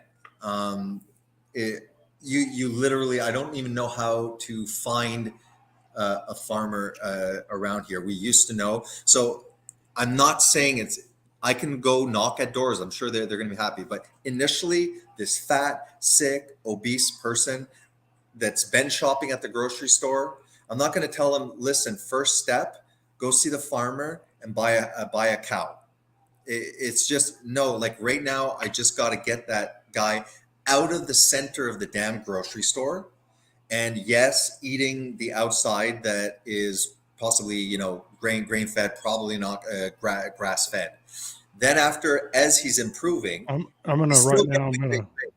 he's still getting, the crap, right? And then as he's losing weight and you're educating him more, then you tell him, listen, grass-fed beef, you're going to say it's more expensive, but if you don't support them, that's going to disappear. So for me, it's like initially, it's like, look, I can't tell a guy, you're fat, do keto, let's go buy a cow. And my problem here is when we do buy the cows, and which is not an excuse because you could have 5 people buy a cow, right? They sell it whole. So it's just a question of getting organized to do that. Like it's a process of refinement, and the end goal is, okay, now actually you have to be an activist and support what you know is right, and you know, not use that. That's kind of my thing. If I'm talking to somebody at work that's obese, I just want to get them, you know, onto the animal food that is grain fed. And the thing is that in Canada, I don't know what I've researched about, like Alberta and the beef. It seems like they are the majority grass fed, and I think that they're grain finished. So I'm wondering, like, well, shit, like maybe Canadian beef isn't that trashy. It's hard to know, but you know what I mean. Like, I'm like, shit, like Canada all cattle are grass fed and grain finished. grain finished, except for grass fed. Like you guys Except for don't. except for those that are marketed, you know, according to whatever governmental body, you know, like here it's the USDA or the FDA, USDA. It has to be, you know, you have to pay an extra fee. There are farms out there that are selling grass finished beef, and they're not going to spend the extra money. Like I believe Joel Salatin is one of them. You know, he's selling grass fed, grass finished, but he's also educating people on the fact that, number one, you can go to his ranch, you can see what he's doing, you can witness how he's raising his animals, you can confirm for yourself that his beef is grass finished. However, he doesn't want that money going to the government. He doesn't want to pay them a big fee just so he can increase his overhead and put a government label on there that says this is grass finished. He would rather have you come visit his farm so that you could see, you know, that it is for yourself. I just want to make it clear that no, we don't see opposite. Like, I agree. Well, here, let me finish what I was saying is that you could actually spend a little bit less money if you do some guesstimating on how much extra meat am I consuming, because there's, on that diet, a lot of the meat that you consume is being turned into sugar. It's called gluconeogenesis. When you have excess protein in the blood, it has to be turned into sugar. Sure. And so rather than because even buying grain-fed beef and turning that into sugar, you're still paying a premium for that sugar. So rather than paying a premium for that sugar by buying excess grain-fed beef, you know, what I'm recommending is that, and I've put, if you see there, Jason, on the screen, I've put a link to where Canadians can find local grass-finished beef. Where? In the private? No, it's right there. It's on the, look on your StreamYard tab. The comments. See it. Yes. Okay. I'm gonna have to eatwild.com, Canada. Yeah. And so you go there, you'll be able to find some Canadian regeneratively raised meats of all kinds. Yeah. And so go ahead. Sorry. So what I'm saying is that if you were to take that money that you're spending all that money on grain-fed beef and like cut that in half, take half that money, spend it on, or like, let's say three quarters of that money, of the money you were spending on grain-fed, spend 75% of it on quality grass-finished, regeneratively raised organic beef. There's not going to be any rancid seed oils in that meat. There is going to be rancid seed oils in the grain-fed beef. That's just the way it is. And then take John that other Baker says. Well, Your friend. Shit what he said. No, I'm joking. I know, but there's a lot of people that are doctor worshipers, and they'll, I busted him. It looks to me like he's working for the National Cattlemen's Beef Association. 100%. If he's not, then he's not. But it certainly looks like it to me. If he is, and you're wondering why that's a bad thing, then you need to watch my videos on the National Cattlemen's Beef Association. They are against beef, actually. They even bought into the whole cholesterol is bad and saturated fat is bad. They are not friends to beef. And it sounds weird but they've been taken over by corporate interests that they're all WEF affiliated. Yeah. And so what I'm saying is take 75% of the money you were spending on grain-fed beef and spend that on quality grass-finished beef, organic, and then take that other 25% and buy some organic white potatoes, organic white potatoes, and then peel them, cut them into small squares, and boil them at length in distilled water, and then drain that water. And if you want to go an extra step, boil them again in distilled water. If you want to get rid of as much of the anti-nutrients or potato toxins that might be there. Or you could even get organic white rice, any kind of clean starch. And so what, and also, also very cheap is liver, beef liver, organic grass finished beef liver. All of this is all of the organ meats are very cheap right now for everyone. I'm going to have to go ahead, G. Sorry. Go. And so by doing this, instead of buying all grain-fed beef, then and splitting that up 75% of that money spent on organic grass-fed, and the other 25% is spent on organic starches, and cook it in a way so that you're decreasing the toxins, you're leaching out as many of the anti-nutrients as possible. Add some liver to the pictures and any other organ meats that you can get your hands on, and now you're going to increase your essential nutrients, your things like B12. You're gonna bump that up by 20-fold, and other important nutrients that you're going to find in things like liver, and then you're also. Remember, most of these, the diet that's been harming people is like the diet that's got 25 or 50 insulin shots a day. But let's say you cut that back to a natural 1 meal per day program, and you're eating a big meal at the end of the day that includes organic meats, grass finished meats, along with a little bit of starch. And let's say it's half of a white potato. Or you could do a third of a white potato, and then you're getting the sugar, but you don't have to eat as much meat because you were going to turn a large portion of that meat into sugar anyway. But instead of paying meat prices for that sugar, now you're paying potato prices for that sugar, and that's a whole lot cheaper. Yeah. And so there is a way, if you're smart about it, you can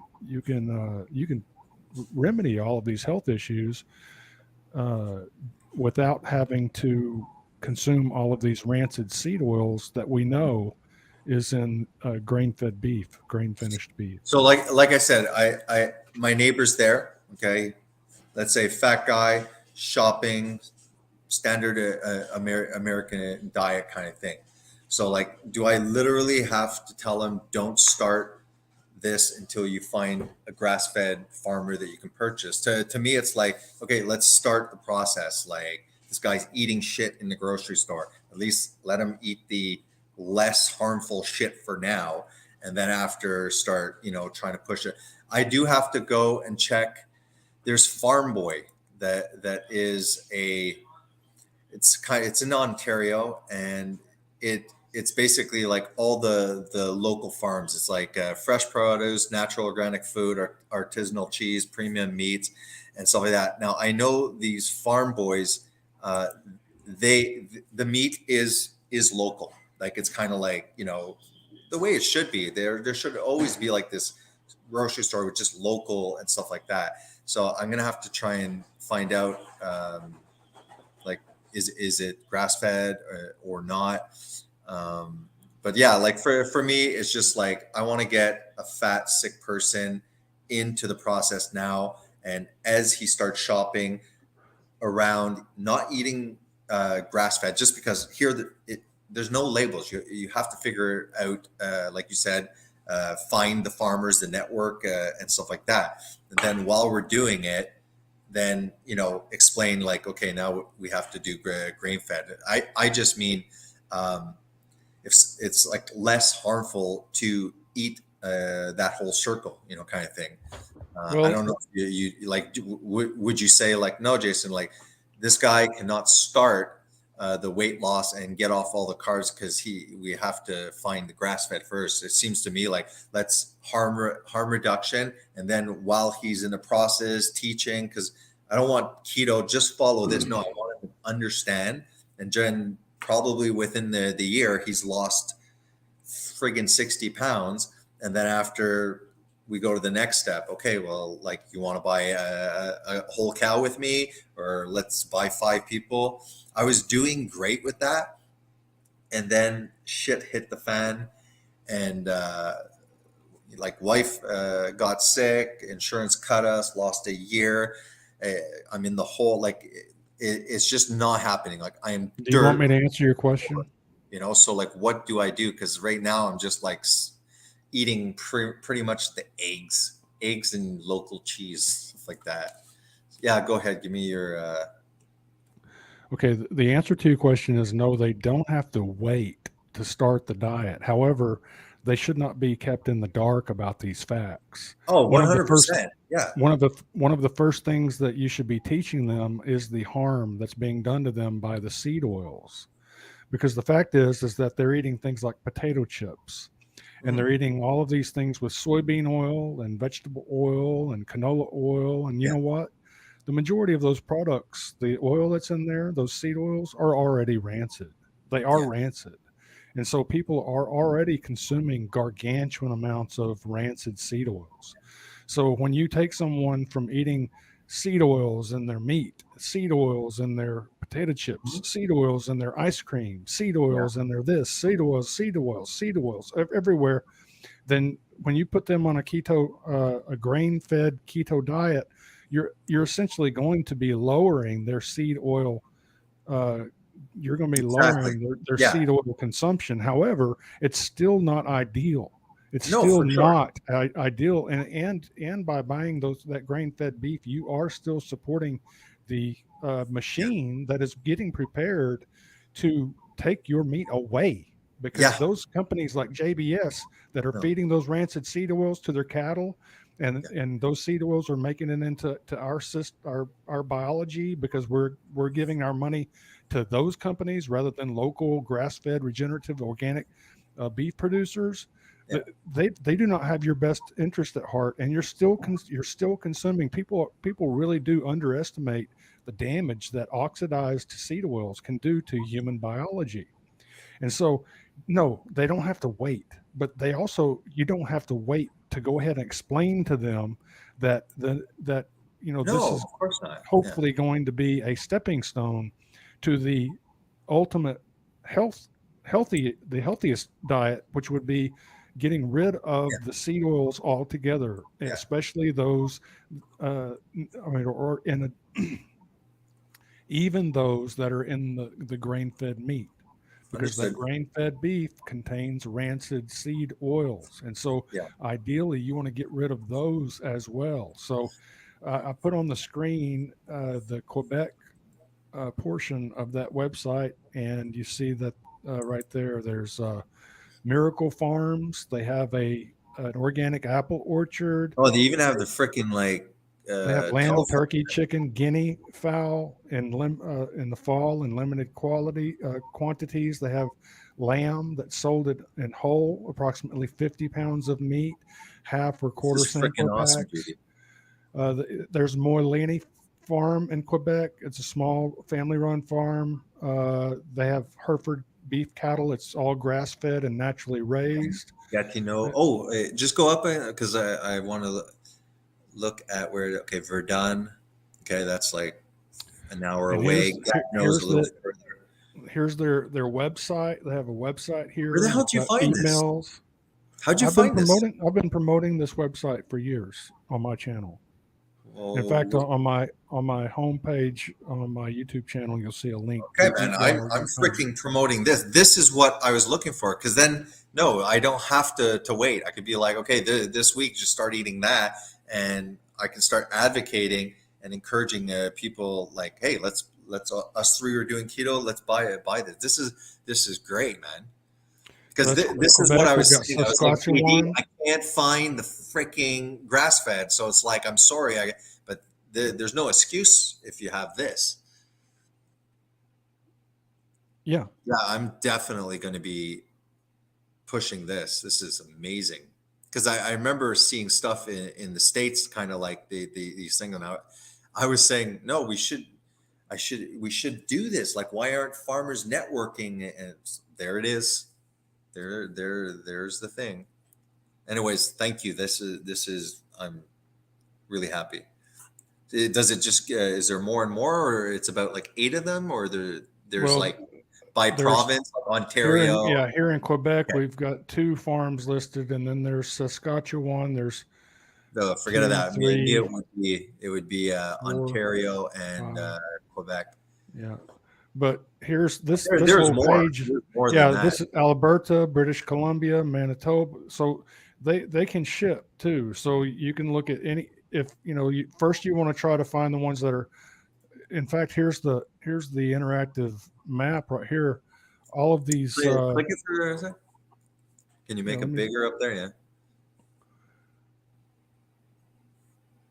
Click. yeah, so all of these pinned See, spots. You can see it. You see this is where this on the top left there, all that's because this is where the grasslands are over here.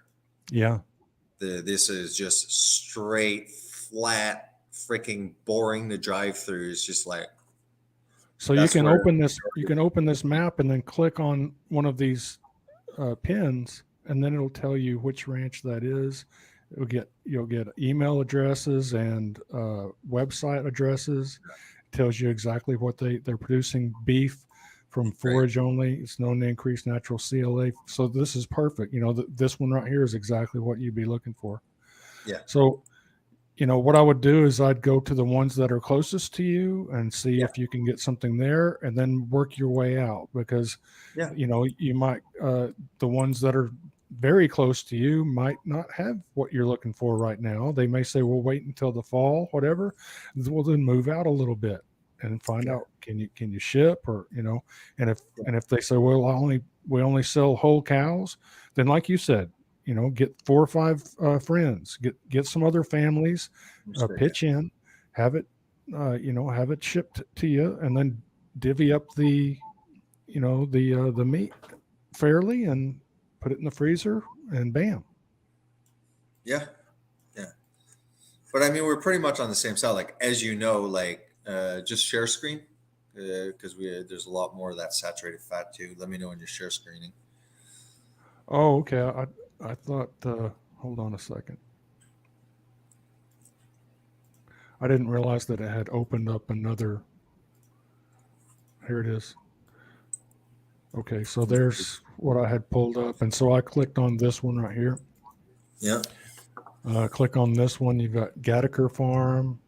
Mm-hmm. So each one of these, it'll tell you. Yeah. I ain't shipping across the whole country. Go more Ontario and Quebec there. Yeah. See, this Winnipeg, McDonald Farm. They have pork, lamb, and beef. Ottawa, Montreal. Cool. Here's Ottawa. Yeah. Montreal. Don't worry. I'm definitely going to be pushing this now that I have the resource. Here's one that sells bison and elk. Mm-hmm. Right there in Century Game in Ontario. Mm-hmm. Thank you, JD. This is good stuff. My pleasure. Yeah, like I really learned a lot. I mean, obviously, you're a farmer that does ruminant animals, so I definitely learned a lot. Like, don't forget, are you share screening? Yeah, just share screen with mine. Okay. Let me know when it's to share. Yeah, like you know, this is 4 years ago and stuff. So like, I definitely, as you know, like I do talk, like the first thing I say when I'm coaching somebody is I talk about the vegetable oils, remember this one where I go like shopping and trying to prove a point, showing everything there. So yeah, I definitely do talk about that. I think here is when I was getting motivated. I was trying to find, all the grass fed stuff, but it was hard. They were selling. They talk about ALA. They were selling, but the freaking stuff was like from New Zealand. You know how expensive it was. It was really very expensive for me. See, so I was rocking the grass fed at this point, and then my whole life went to shit financially and everything, and all these things. And then all of a sudden, it was like, okay, look, I'm just gonna go grab some ground beef. It was good because we had our own chickens, but they all died. So don't worry. I do tell the people, first thing I teach the concept. I definitely say avoid the frickin' seed oils. And during that year of weight loss, I'm fine with telling them, look, just, you don't need carbohydrates. Most of them are like this big. Like, Well, I would go ahead and tell them that there's going to be seed oils in the meat. I do though. No, wait. I do now, but back then I didn't realize. So I was just, teaching what I knew, which was still way better than eating it. But yeah, I learned a lot like since we've been together and stuff like that. I think by telling them that, okay, we're going to go, like if you want to put them on a keto carnivore diet, say, okay, we're going to go all meat and you're going to buy grain fed. I want to add a caveat here. And that because long term, we want to try to get rid of all the rancid seed oils from our diet. Yep. And in order to do that, we're going to do this, use it as a stepping stone.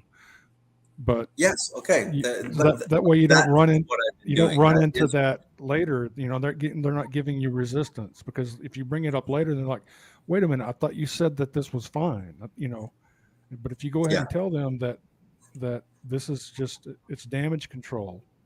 Yeah. We're making things, we're not making things ideal yet. We're making things better. So let's make things better, and then later we'll make it ideal. However, I think that there are people that could go straight from the standard junk food omnivore diet to the ideal version. Not everyone has to do the stepping stone. I want to try and find the remember the dirt poor one, because I think that was after I had spoken to you. I'd brought it up, kind of the rationale about like, yeah, it's not really an excuse to say like, oh, it's expensive and I can't find it and stuff. Where is the dirt poor? Because I started to, after you had mentioned, I was like, yeah, it's true. Like I want to encourage them. So is it this one? Yeah. So this is like, 3 years ago, I was just, getting the keto stuff from the grocery store, right? Trying to find which one is the. Anyways, one of them I say at the end, like, please, go grass fed once you get organized. I just can't find it. Anyways, this is like dead air time. Is it this one?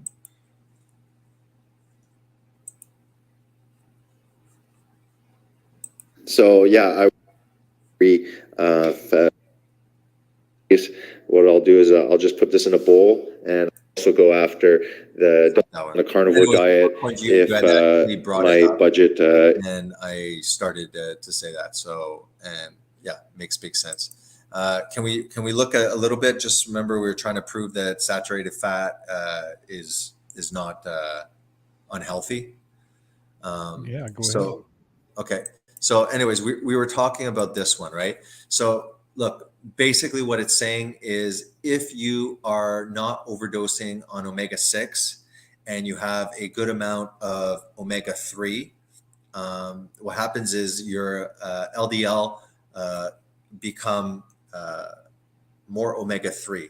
So if you have like omega-3 that's part of your LDL, it is very resistant to oxidation, it's resistant to inflammation. But if you're just feeding omega-6, it's going to go in all of these different areas, LDL included, and it's going to oxidize easily.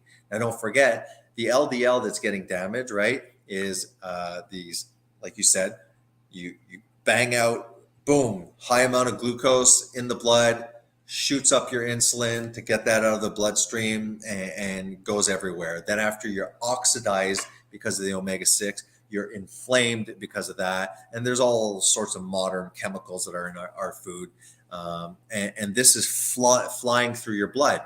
And it's causing lesions and inflammation in your vessels.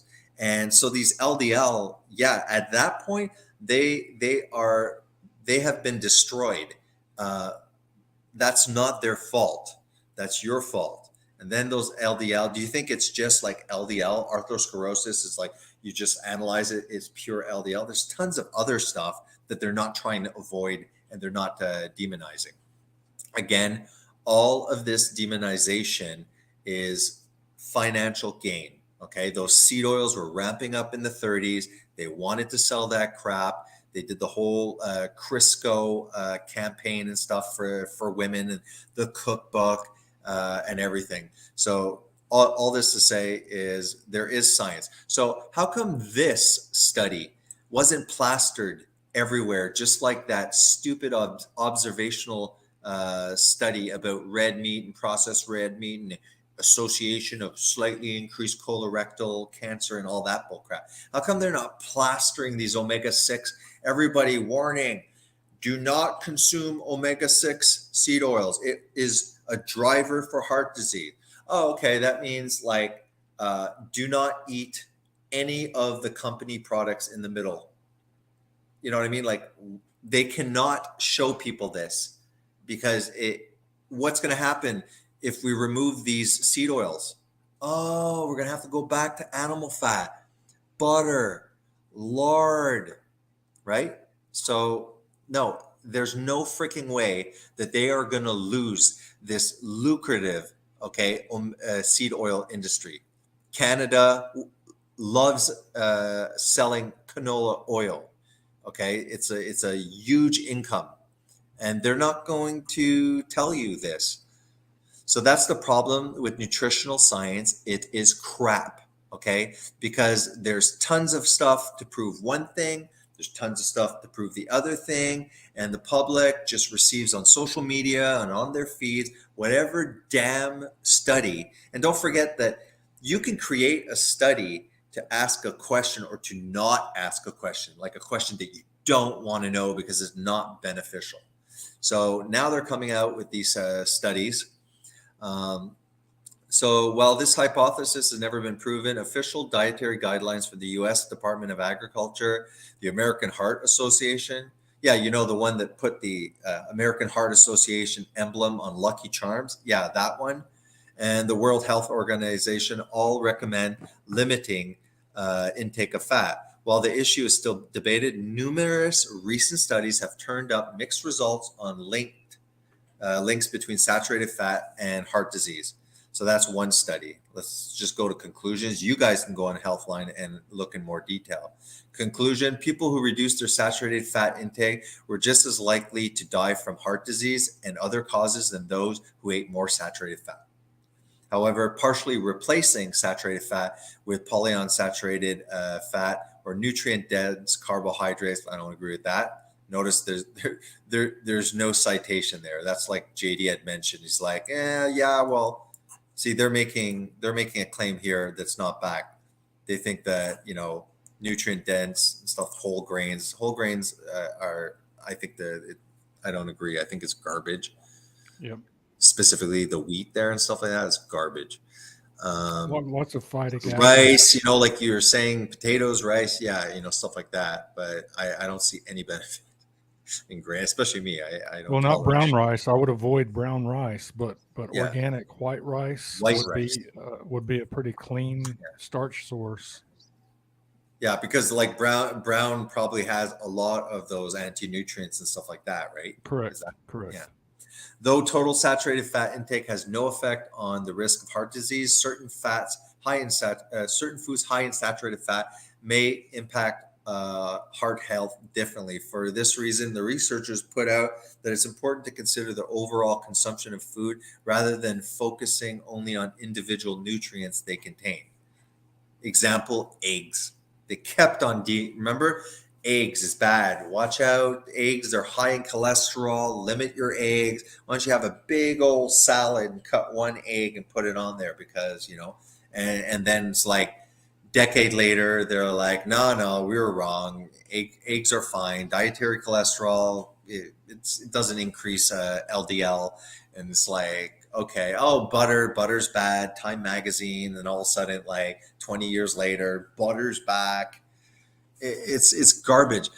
Okay, nutritional, all this science crap. It's like, dude, like we haven't been sick for thousands of years here. Okay, 1800s, we didn't have any of these modern disease. Can we just please go back and look what the hell they were eating? You're going to realize that it is, a lot higher in fat and protein from animal sources. And yeah, they had carbohydrate sources too, but they weren't eating 300 grams. Yeah, there were. I was just talking about this. Went to Fredericksburg last week, and they have a museum there that's a community from the 1800s. They have these buildings restored that they used back in those days, and they had an on-site blacksmith that was making nails for the little kids, and they had a guy making peach cobbler and on open fire. And the funny thing was the blacksmith was working there, and someone had brought him a hamburger, and he had a styrofoam Sonic cup sitting there, and that was really looked out of place because the whole thing was, the clothing and all the equipment and everything was period perfect, except there's this white Sonic styrofoam cup, and someone said, "Is that an authentic?" Is that an authentic drinking, a cup or whatever? And everyone laughed, and he said, well, no, they weren't drinking that back in those days. However, they did get thirsty, and he was thirsty. Of course, had been working over that hot fire, and then I made the point that, and these guys were actually privy to this information, that back in those days, the average family was consuming 1 pound of sugar per year, versus what we're doing now is the average person is consuming about 1 pound of sugar a day. And so that's one of the reasons why these LDLs are becoming oxidized, because this constant sugar intake. I think what happens is that the natural metabolism of these LDLs is blocked by this constant excess sugar intake, and as a result, they stay in the system longer and longer and longer, and as they stay in the system longer, they become more and more oxidized and more condensed or dense. Not only that, we have to also not forget glycated. Over. So sticky. I'll go to Wikipedia. There is like but anyways, glycation is a covalent attachment of a sugar to proteins, lipid, nucleic acid molecules. So do you understand? It's like, go figure. Sugar is sticky. When you get on your hands, it's sticky. Well, you know what? Tons of glucose, sticky. Okay, and that stickiness sticks to stuff, and that's what we call glycation. So we have part of Alzheimer's. Now look at Alzheimer's is all about sugar and insulin. Okay, there's two. I mean, it's deeper than this. There's two aspects to Alzheimer's. I'll be right back. Is glycated beta amyloids. It is is proteins that are glycated that enter the brain. They look like webs, and they destroy the brain. The second aspect is insulin resistance within the brain. Alzheimer's, we could look at it as brain diabetes. Okay, so not only do you have these glycated beta amyloids because you're consuming a high glucose diet, you're also creating insulin resistance through within the brain. So now the glucose that you want to fuel the brain is going there, and the insulin is trying to stimulate the cells to allow the glucose to go in, but that insulin signal, it's done. That insulin signal, because you're eating a lot of sugar and very often is constantly screaming, the insulin, open up, let me open up. Eventually it's like a parent that constantly screams at a child. What happens? The child, there's no more effect. So what? Now you have to scream and bang something. This is the point, is that there is a resistance to insulin in the brain. So why is Alzheimer's? Why is everybody getting Alzheimer's? Okay. And people used to keep their brain right until the day they died. Okay. That's the reason. So let's say if I had Alzheimer's and I didn't know about that, I would definitely go like full strict keto, and I would fast the crap out of myself as a last ditch effort, because there's no research about this, but if you do prolonged fast, not just at 24 hours, you start going prolonged fasted, right? The autophagy mechanism will be activated. When you are fasted, that is not anabolic state, that is not a building situation, that is a breaking down, that is a catabolic process. So what happens is a process called autophagy. Auto, self, phagy, devouring, self-devouring. Sounds horrible, but it's actually amazing. What happens is that while you're not in an anabolic state and you're in a catabolic state, autophagy is activated. Autophagy is a process of devouring all sorts of garbage. It is a cleaning process. The body is extremely intelligent, and if you stop eating, it has other catabolic jobs to do, and you don't even have to tell it what to do.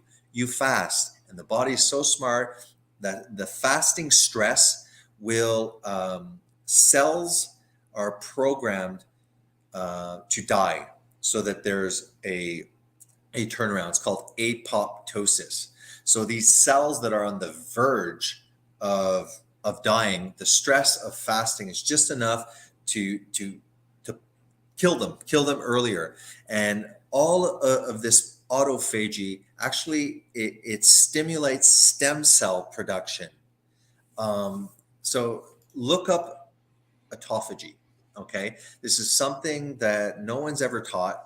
And this autophagy, I believe, all of the biological systems always are in tandem. You have your sympathetic, your fight or flight, right? System of your nervous system. So you have your sympathetic, you have your parasympathetic. That's kind of like the rest, digest. So they need to be in tandem. And it's the same thing for anabolic and catabolic. They've convinced us that catabolic is horrible. It's like you're going to die. You're going to lose all your muscles. You're going to shrivel up. You must be anabolic. Come on, anabolic. Even to the point where they're saying, no, you got to eat more, because if you don't eat enough, your metabolism slows down.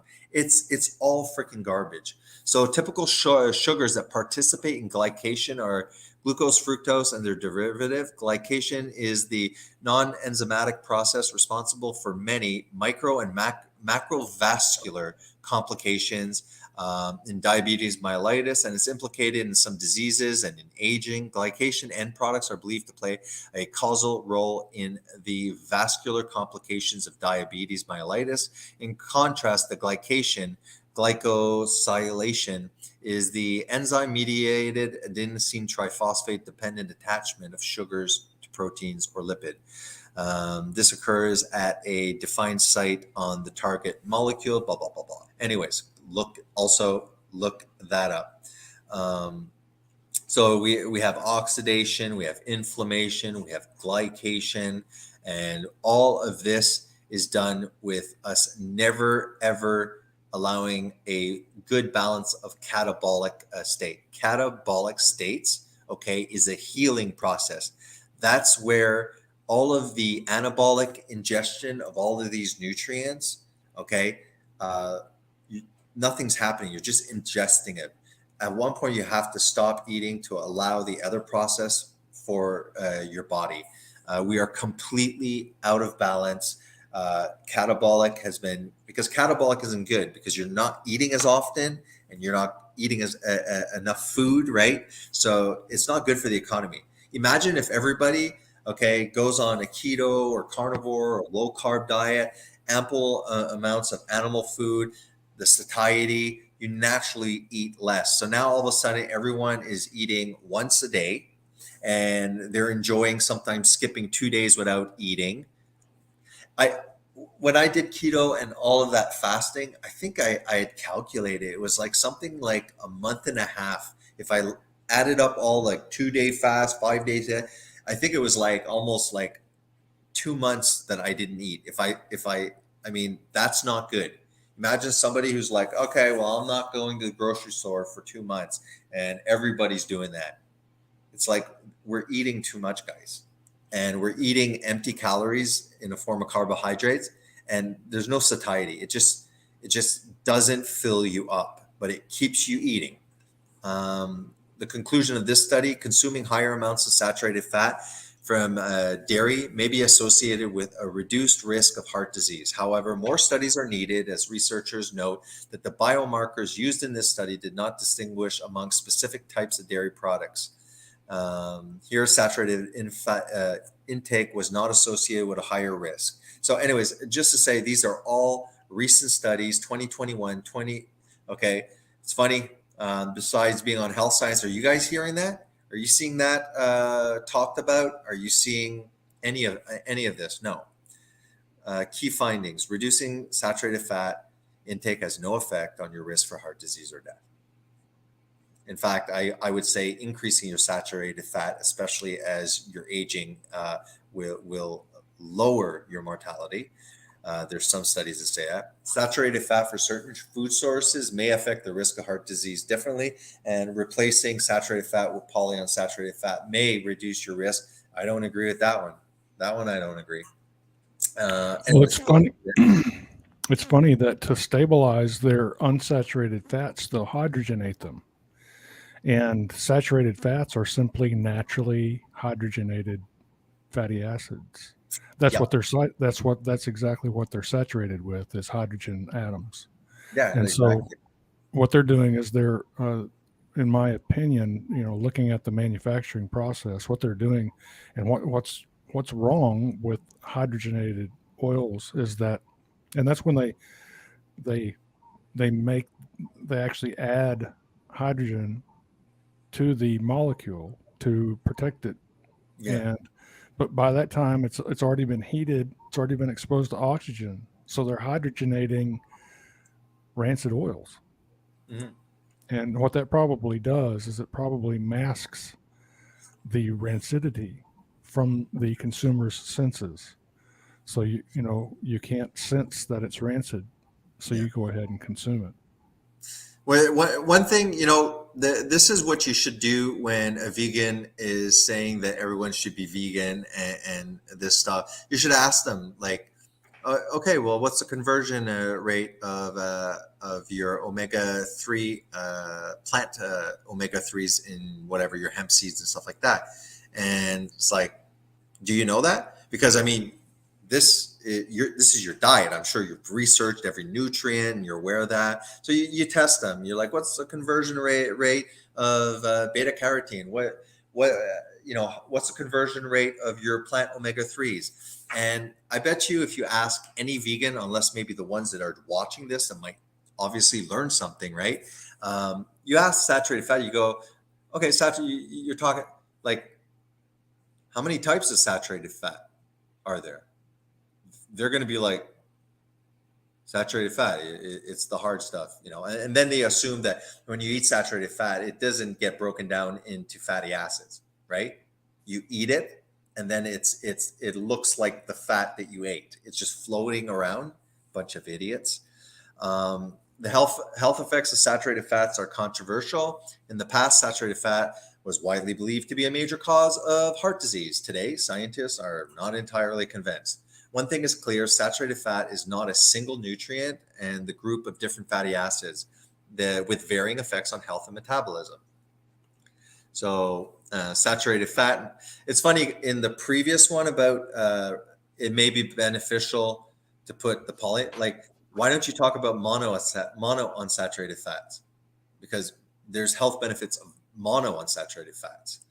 I'm surprised they didn't talk about that. These groups differ slightly in their chemical structure. They talk about the main sources of saturated fat. And here are the most common saturated fats in the human diet. See? And each one of these have different effects. Some very, very beneficial that we'll see. How does saturated fat affect health? Most sciences now accept that saturated fat are not unhealthy.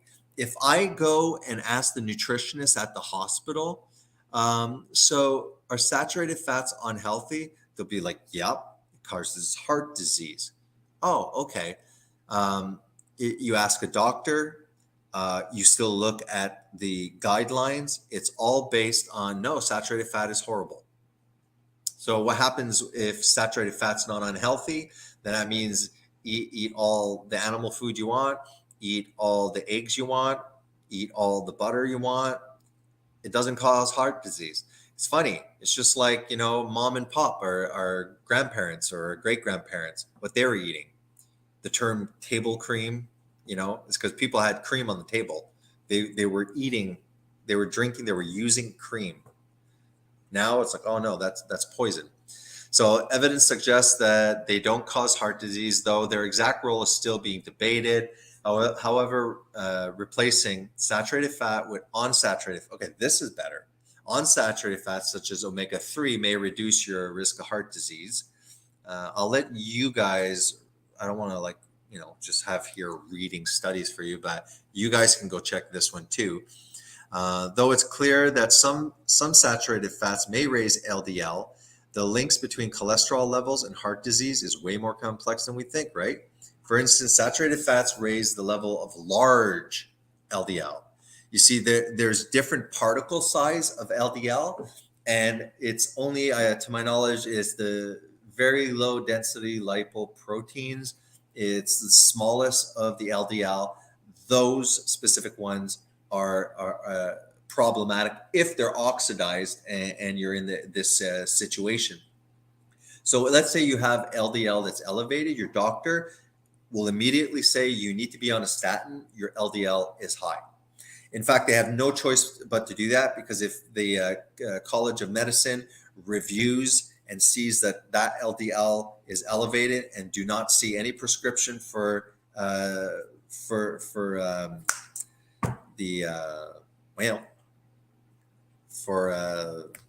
what lowers LDL? I just forgot the word. Anyways, the statins. Sorry. No, what I was saying is, if the doctor sees LDLs elevated, he has no choice to follow guidelines and say your LDL is high, so we're going to put you on a statin. And he has to do that because if the College of Medicine, recommend it. He can recommend it, but people need to take ownership of their own bodies. Right. But the problem is that the doctor will intimidate. There's some doctors that are like, oh, you don't want the treatment? Okay, you know what? Find another doctor. They will. Well, a doctor that's like that's probably best to be discarded. In my opinion. It seems like a lot of them at this point. But anyways, the point is that if your LDL is high and the doctor says you should go on a statin, at least say, well, I'll tell you what, do my particle size. And if it's the small particle size that are elevated, fine. But none of the doctors do that. So they put you on a statin that has tons of possible side effects. It can damage your heart muscle. It can damage your skeletal muscle. It can cause depression. It can cause tons of neurological issues, which actually happened to my father, that ended up being all sorts of psych meds and sleeping medication, and just horribly depressed, and it's like, what the hell's going on? Like, this guy doesn't have mental illness. All of a sudden, he's like in his 50s, and all of a sudden he's a zombie. And he was, what happened, I had to wean him off all these damn meds, and I told him to stop the statin while he was doing the keto, and he lost all the weight. He went to see his doctor with the blood test. Doctor was really impressed, didn't tell him how he lost the weight. And then after he said, well, okay, and his LDL was normalized, but he had stopped the statin. So everything was great.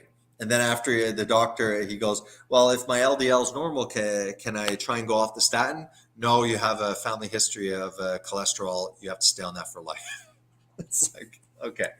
It's like, big surprise. You're the idiot that gave him a cocktail of 5 different psychoactive medications to make him a zombie. Saturated fats are not as harmful as previous belief. Growing evidence suggests that there's no strong link between saturated fat. So we can go through another time each type of fat, and they have different functions in the body. I'm guaranteeing you that if you talk about saturated fat to a vegan, they will not be able to, they probably won't even know. They'll just like, what do you mean saturated fat? They won't know that there's tons of different types of saturated fats with actually different reactions. What else here? So I'm just the glycation we talked about, 10 types of saturated fat we talked about. I think we talked about the omega-6 study. Yeah, I think we can stop my screen share, JD. I think I went through everything that I had popped up. Yeah. Okay. Do you want to look at Nutrivore's stupidness there? The video you made about Nutrivore. Yeah. In just a second, I've got a few things I want to cover. First, for those that remember a few minutes ago when we were having that grain-fed versus grass-fed, supermarket beef versus local rancher beef, and it wasn't a debate. I was agreeing with you. I'm joking. Go ahead. You have no choice. Okay. Yeah, I ain't screwing with a level 86. Well, yeah, at least. Yeah. So this is it's a New York Times article talking about how the companies that are spearheading the plant-based mock meat industry is actually the big meat companies. And you see there at the top of the list, I'm just using them as an example because they're one of the more famous, Tyson, more well-known meat companies.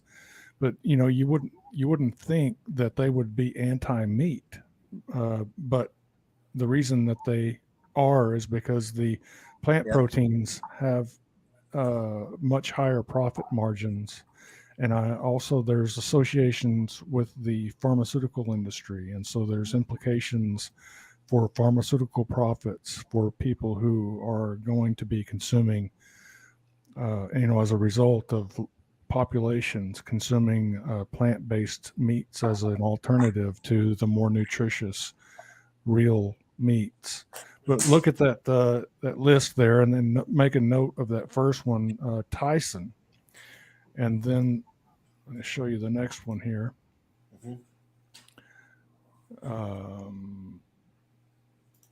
So here's Tyson Foods on Twitter bragging that their CEO is in Davos this week at the WEF, participating in conversations with top leaders on topics critical to our future sustainable farming.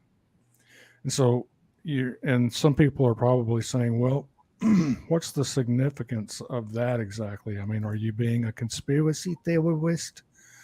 No, conspiracies are done in secret. What the WEF is doing is very out in the open. So let me show you. Here's an article from the WEF, and they're saying,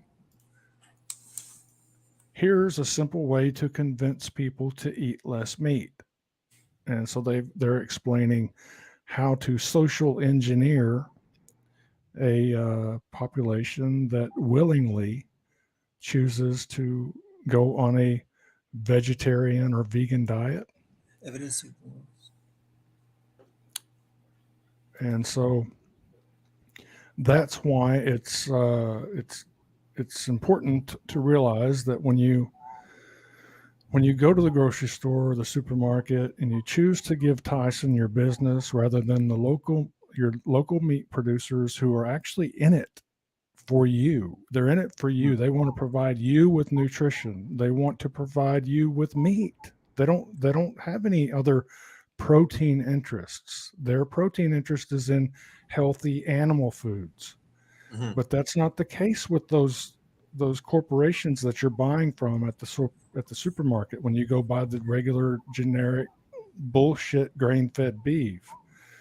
Your local producers are not going to Davos and rubbing elbows with Klaus Schwab and every other corporation out there that's pushing veganism. Mm-hmm. But Tyson Foods and all the big meat packers, they are, and they're also positioning themselves to abandon meat. They're the ones that are spearheading the plant-based mock meat industry. And so I've got one or two more here. Mm-hmm. This is another article that anyone should look up there. I'll link this one. Okay. Global Roundtable for Sustainable Beef is not the rancher's friend. This is another, Orwellian named organization. It started obviously as something that looked like it would be a friend to the beef industry, but it's not. They're working to phase out. They're working to destruct, to abolish beef. So they're associated with the WEF. Their ultimate goal is to put every rancher out of business. And so again, when anyone chooses to not put a little more effort into sourcing their beef from potentially a local if possible, but at least a someone that's not associated with the WF, someone that's not feeding rancid oil grain byproducts to their cattle, someone that won't discourage you from eating liver or any other organ meats nose to tail. You're not doing, and I'm not speaking to you specifically, Jason, I'm just saying anyone out there who's listening, you are not doing yourself a favor if you're not moving towards dropping these Tyson Foods, these WEF affiliated meat companies that are looking to take your meat away. In their mind, they're just temporarily supplying you with that. They don't have intentions to indefinitely provide you with nutritious meat, or they wouldn't be pursuing all of these plant-based mock meats. But this is the same thing that's true with the National Cattlemen's Beef Association. They're associated with the WEF as well. Mm-hmm.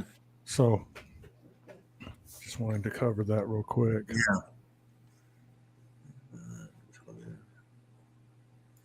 I'm trying to find, the study literally about brain mass, brain volume and stuff like that, like brain shrinkers, basically.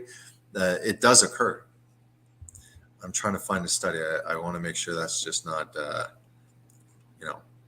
true. Yeah. The holes in our current understanding of what the brain needs to be healthy. Yeah. So, I mean, even just maybe share screen me again. Present.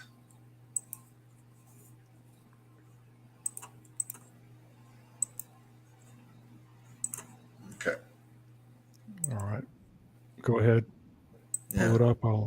BBC, how a vegan diet could affect your intelligence. The vegan diet is low in, or in some cases entirely devoid of several important brain nutrients. So it's like, hey, let's just destroy all livestock. Everybody's vegan now. Happy, healthy utopia. It's like, guys, like,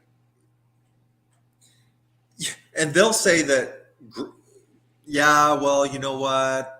Because like they know, like, oh crap, like if they were grass fed and it's building the soil and it's doing all these beneficial things. So that's why Jeffrey was like, yeah, right. The whole regenerative farming, he goes, that's a pipe dream. Oh, okay, it's a pipe dream going back to exactly what we were doing a few hundred years ago, if not less. But you guys want to try something that's never happened, that's actually impossible, and requires modern, like you said, transportation, fossil fuels to create these supplements and stuff like that. So it's like you guys are nowhere near a position of saying we should do this.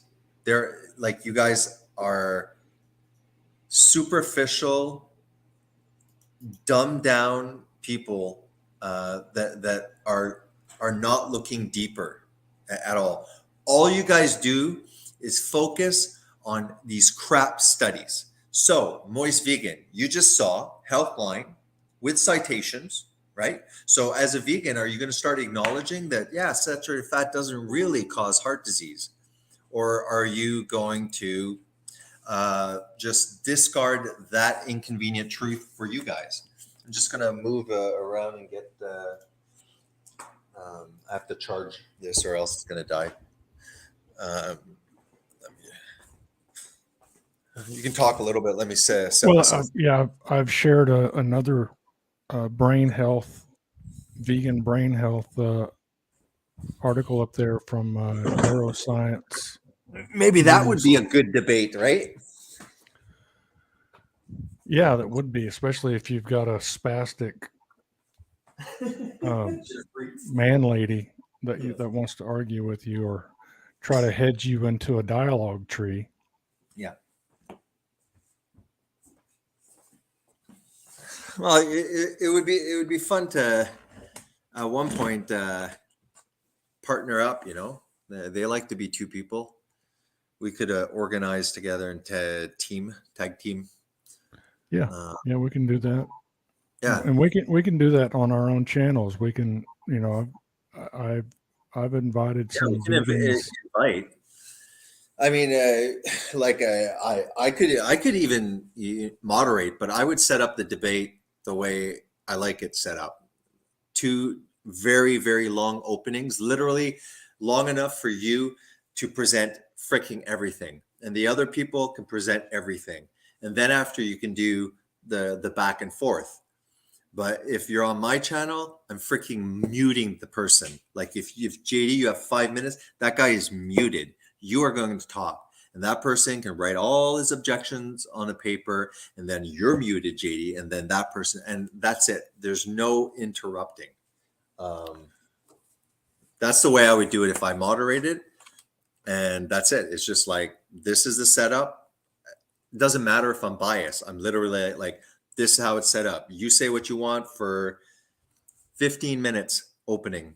The other guy has 15 minutes opening. Boom, debate already within half an hour. Everyone hears the content that you want to, that the vegan, everything. And then from there, we've already within 30 minutes, the viewers like have the whole argument. And then after, you guys start going after discrediting, debunking, you know, and you know, going after it. That would be the best way. That's what I would like to see. So if any vegans want to come on my channel and I'll moderate, that's how it's going to go. It was the late 1880s. Just a minute, I didn't even plug myself in.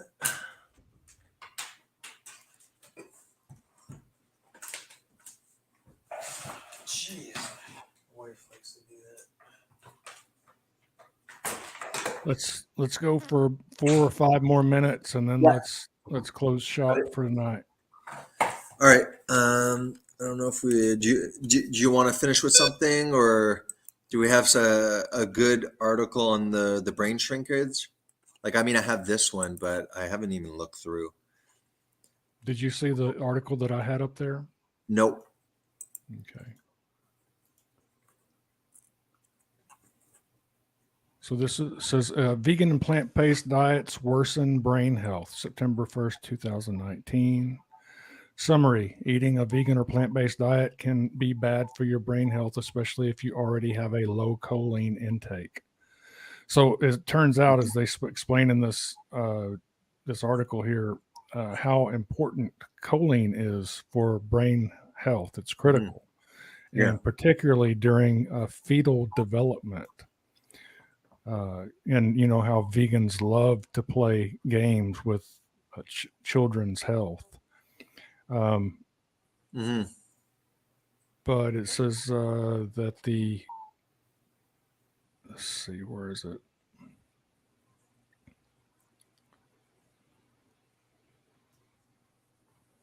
I like this. Moist Vegan goes, any diet that reduces weight helps diabetes. If you lost weight on other diets, it would be better.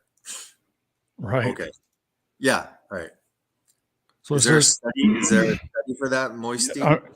I'm sure it is, but I wanted to read this real quick. Choline is an essential dietary nutrient, but the amount produced by the liver is not enough to meet the requirements of the human body. And so, yeah, this is referring to a study. Let me see if I can find it. Yeah. I don't, it sucks that they don't always just link you to that study first thing.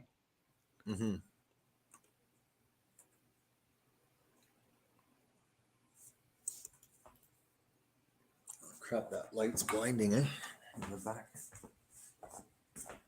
I might want to speed read this other article on intelligence. I don't know. It's up to you if you really got to go, because I've been kind of scattering through it. It's a pretty good article, or maybe I could keep it for another time. Go ahead while I'm trying to find the actual study.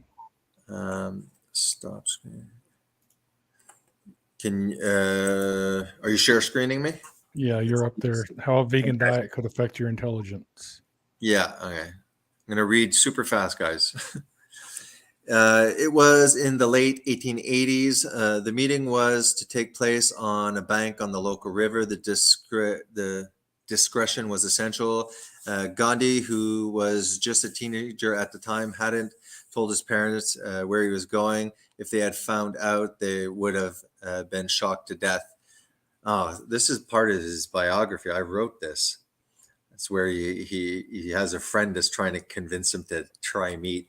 As it happens, Gandhi was having a picnic, and on this occasion, India's future national hero and one of the most famous vegetarians in history wasn't planning to dine on cucumber sandwiches. No, for the first time in his life, he was going to eat meat.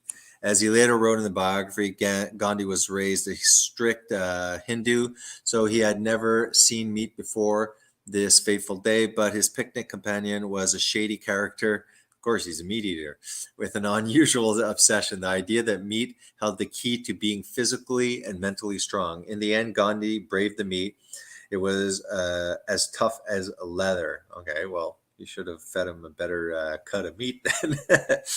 The idea that avoiding meat is bad for our brains makes some intuitive sense. Anthropologists have been arguing about what our ancestors ate for decades, but many scientists think there was a lot of bone crunching and brain slurping on the road to evolving these remarkable organs. Some have even gone so far as to say that meat made us human, and veganism will make us animals. One reason is that intelligence is expensive. Yeah, the expensive tissue hypothesis. The brain devours about 20% of our daily calories, though it accounts for just 2% of the body weight.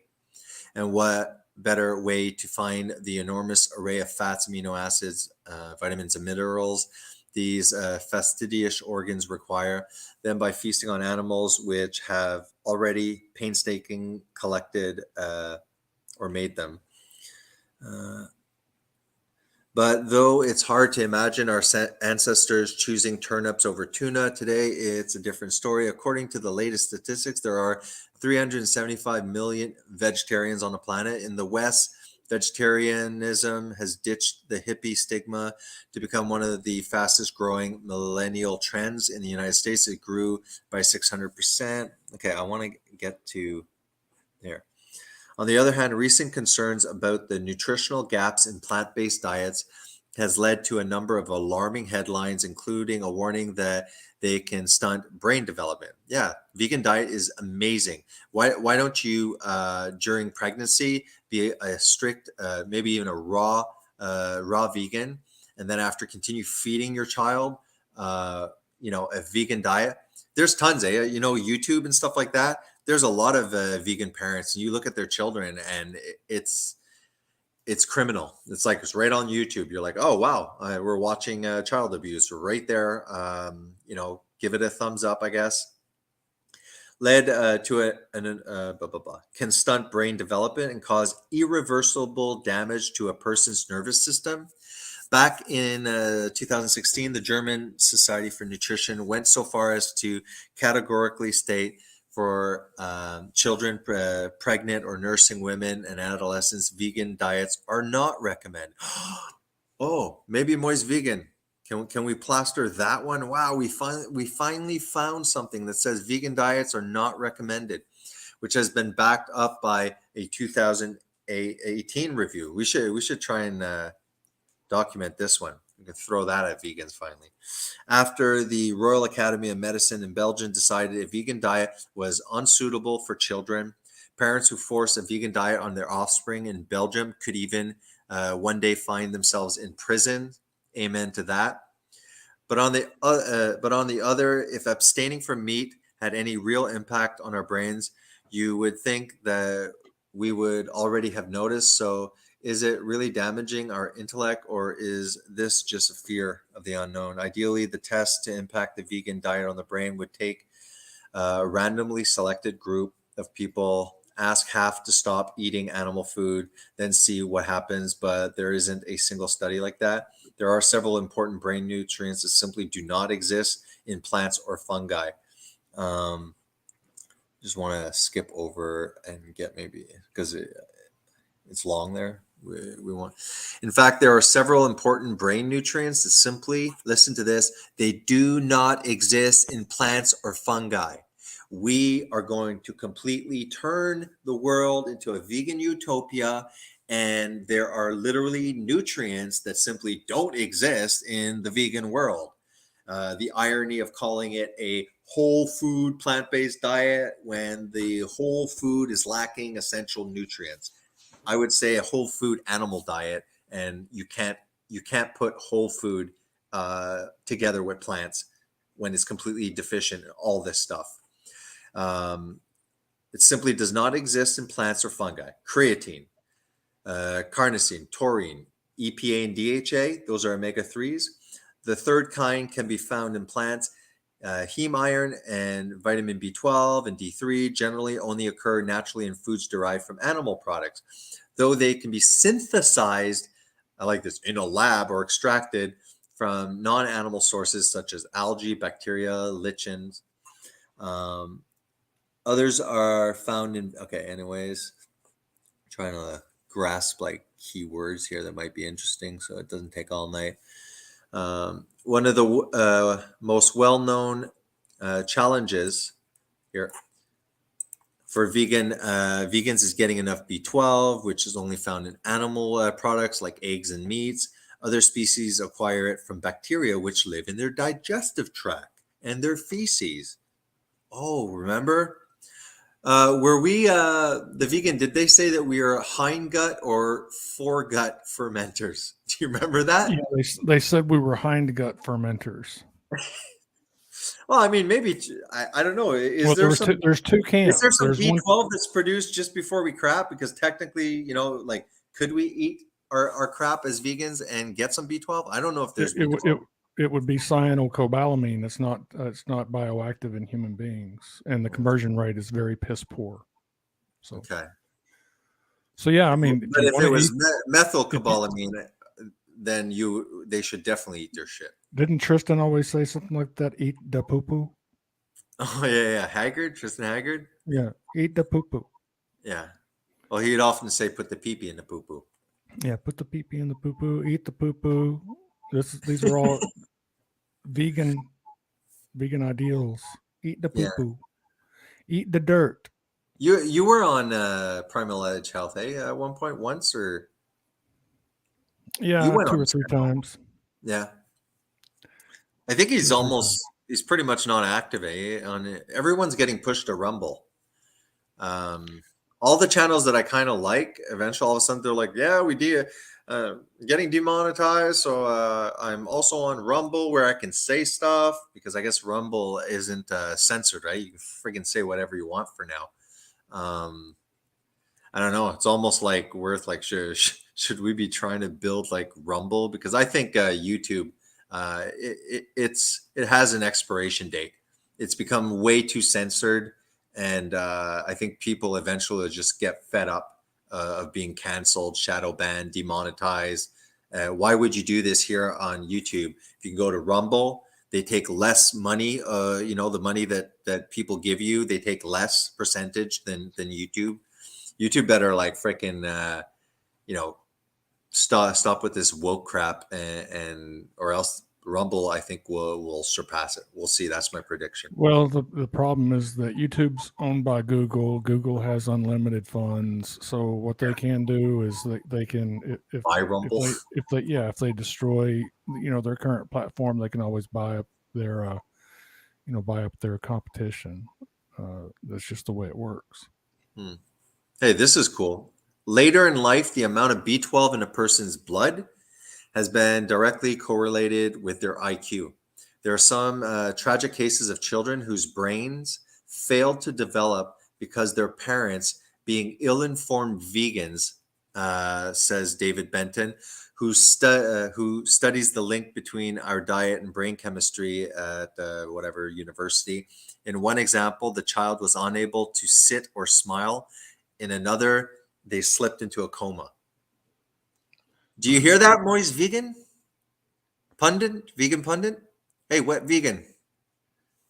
Yeah, I think he fell off his bar stool, probably in a coma right now. Yeah, exactly. Later in life, blah blah blah. We talked about that. Even so, low B12 is widespread in vegans. One British study found that half of the vegans in that sample were deficient. In some parts of India, the problem is endemic, possibly as a consequence of the popularity of a meat-free diet. So it's like, what is this? Is this not good? Like, you guys ask for all the evidence, and okay, maybe it's not like in one study, but we blanket the nutritional deficiencies that are documented in the scholar research. We explain conversion rates. We show that there's literally non-existent nutrient, and yet you guys still just goes through your B12 deficient brains, because you're possessed by a religious ideology. It's a religion. In fact, it's a cult. Another nutrient that's scarce in typical vegan diets is iron. Yeah, because it's non-heme iron. Though we often associate it with blood, iron also plays prominent roles in the brain development and essential for keeping the organs healthy through our lives. For example, I'm going to really keep this bookmark. I'm going to go through all of these things. Why don't you link that in the chat so that, or link it in the private chat, and I'll share it with everyone. Okay. Damn it, I hope I didn't lose it. And also I found that paper regarding choline. Yeah, go ahead. Stop my share screen, because I just lost whatever. Oh, okay. While you're doing that, I'll pull up this paper on choline. This was the one that there was an article about it. We were looking for the actual. I'm sending the link. There you go. It's in a private chat. Okay. All right. So I'm gonna. What doesn't do that?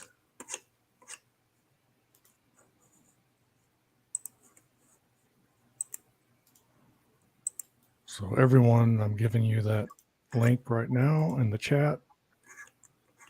So there it is. If you want to use that. And then oh, okay, Jason. You're pulling up something else right now? Yeah, I have something available if you want. Okay. It's I've seen Nutrivore. There was they were debating this. Some vegan pet owners don't just want to give up animal products. They want their pets to give it up as well. But can cats and dogs really go meat free? There was a big thing. They even had a study, and they're like, no, they're doing better. It's like, okay. Yeah. I did a video on Hinch Herbivore, and he was promoting this scientist that was developing vegan cat food, vegan dog food, and so I did some research on this guy and found out his his business and his website and everything, and he had published all of this data showing that they were killing dog after dog after dog, cat after cat after cat in their quest to find out what exactly do we need to supplement this dog food with and this cat food in order to keep these animals from being maimed and killed and tortured. So they were, vegans are supposed to be against like animal experiments, using animals to develop drugs and meanwhile here they were championing this scientist that was killing all these dogs and cats, trying to figure out some vegan dog food, vegan cat food recipe, when at the end of the day, if you got to spike it with all of these synthetic vitamins, it's not vegan. You can't say that, oh, it's a vegan recipe. A vegan recipe doesn't have supplements. Supplements are not vegan. I'm sorry. There is no supplement that's vegan, period. Yeah. Here's another one. Other common deficiencies among vegans include D3, omega-3, selenium, folate, iodine. Though the body can make D3 when the skin is exposed to sunshine, this doesn't make up for extra that vegans are missing from their diet. In the winter months, when the sun's weaker, omnivores living in the UK have nearly 40% more vitamin D3 in their blood than vegans. Of course, some of these things can easily be acquired from supplements, but others are so obscure, vegans are unlikely to have even heard of them, let alone realize they could be missing out, right? Because all they think about is B12. The hole in our current understanding of what the brain needs to be healthy could potentially be a major problem for vegans. Not only that, if they get what they want and the WEF makes us all vegan, we will all have a major problem. One example is taurine. This amino acid is one of the most plentiful in the human brain. When it's thought to underpin several important processes, such as regulating the number of neurons, it's often added to caffeinated energy drinks because of the belief that it can provide an immediate cognitive boost. For this reason, vegans tend to have less taurine in their bodies. No one has looked into this, into how this might be affecting their cognitive abilities yet. But based on what we know about its role in the brain, Wu says vegans should be taking taurine supplements. People can become deficient when they restrict their diet because vegetables have no taurine. In fact, the holes in our current understanding of what the brain needs to be healthy could potentially be a major problem that they're repeating. Just want to take choline in the brain. It's used to make acetylcholine, which is involved in a number of tasks. including relaying messages between the nerves, is fundamental to our ability to think. Even insects have it in their tiny brains, and the body can't produce enough of it on its own. Okay. And yet, yeah, go ahead. I want to interject here because this paper that you were asking me to find Go ahead. is about choline. So I want to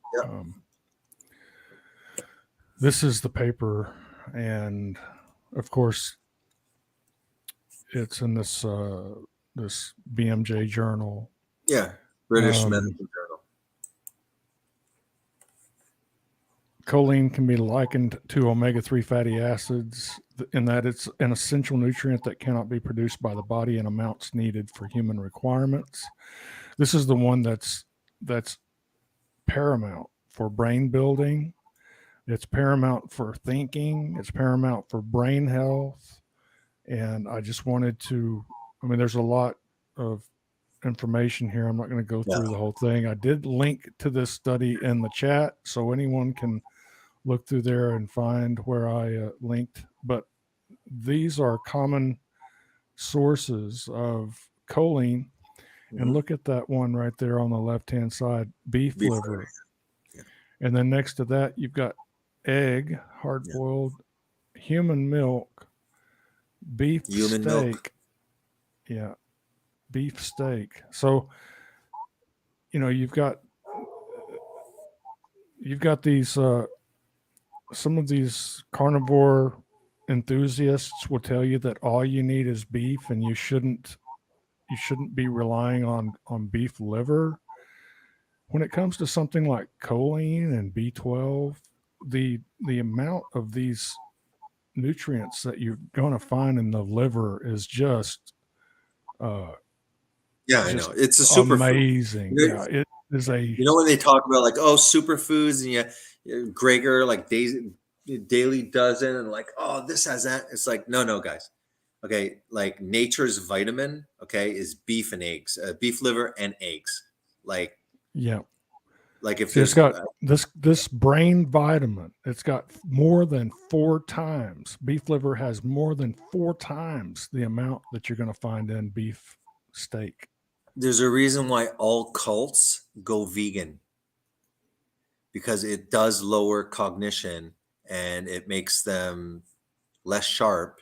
And like all cults use vegan diets, and imagine, this is just perfect. This is exactly what they want. They want us to be dumbed down. So that's why the World Economic Forum just wants to push this, because they want to control the population. And what's better, they're going to do it on every single aspect, from diet, social, education, everything. They're hitting us on all fronts. And we're just like playing our app games and flicking the TikToks. Meanwhile, they're trying to take over. You posted the link for BBC, the one? Yes, I did. You did? Okay. I did, yes.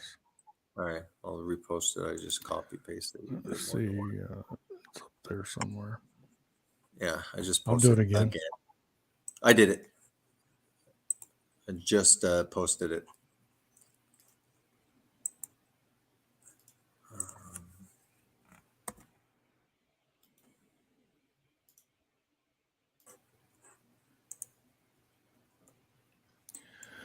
Okay, let's wrap it up for tonight. I'm just gonna post a link to my channel there. Shameless plug, shameful plug. And if you do like JD, I'm just gonna show you over here. Can you share screen just before we go? Yep.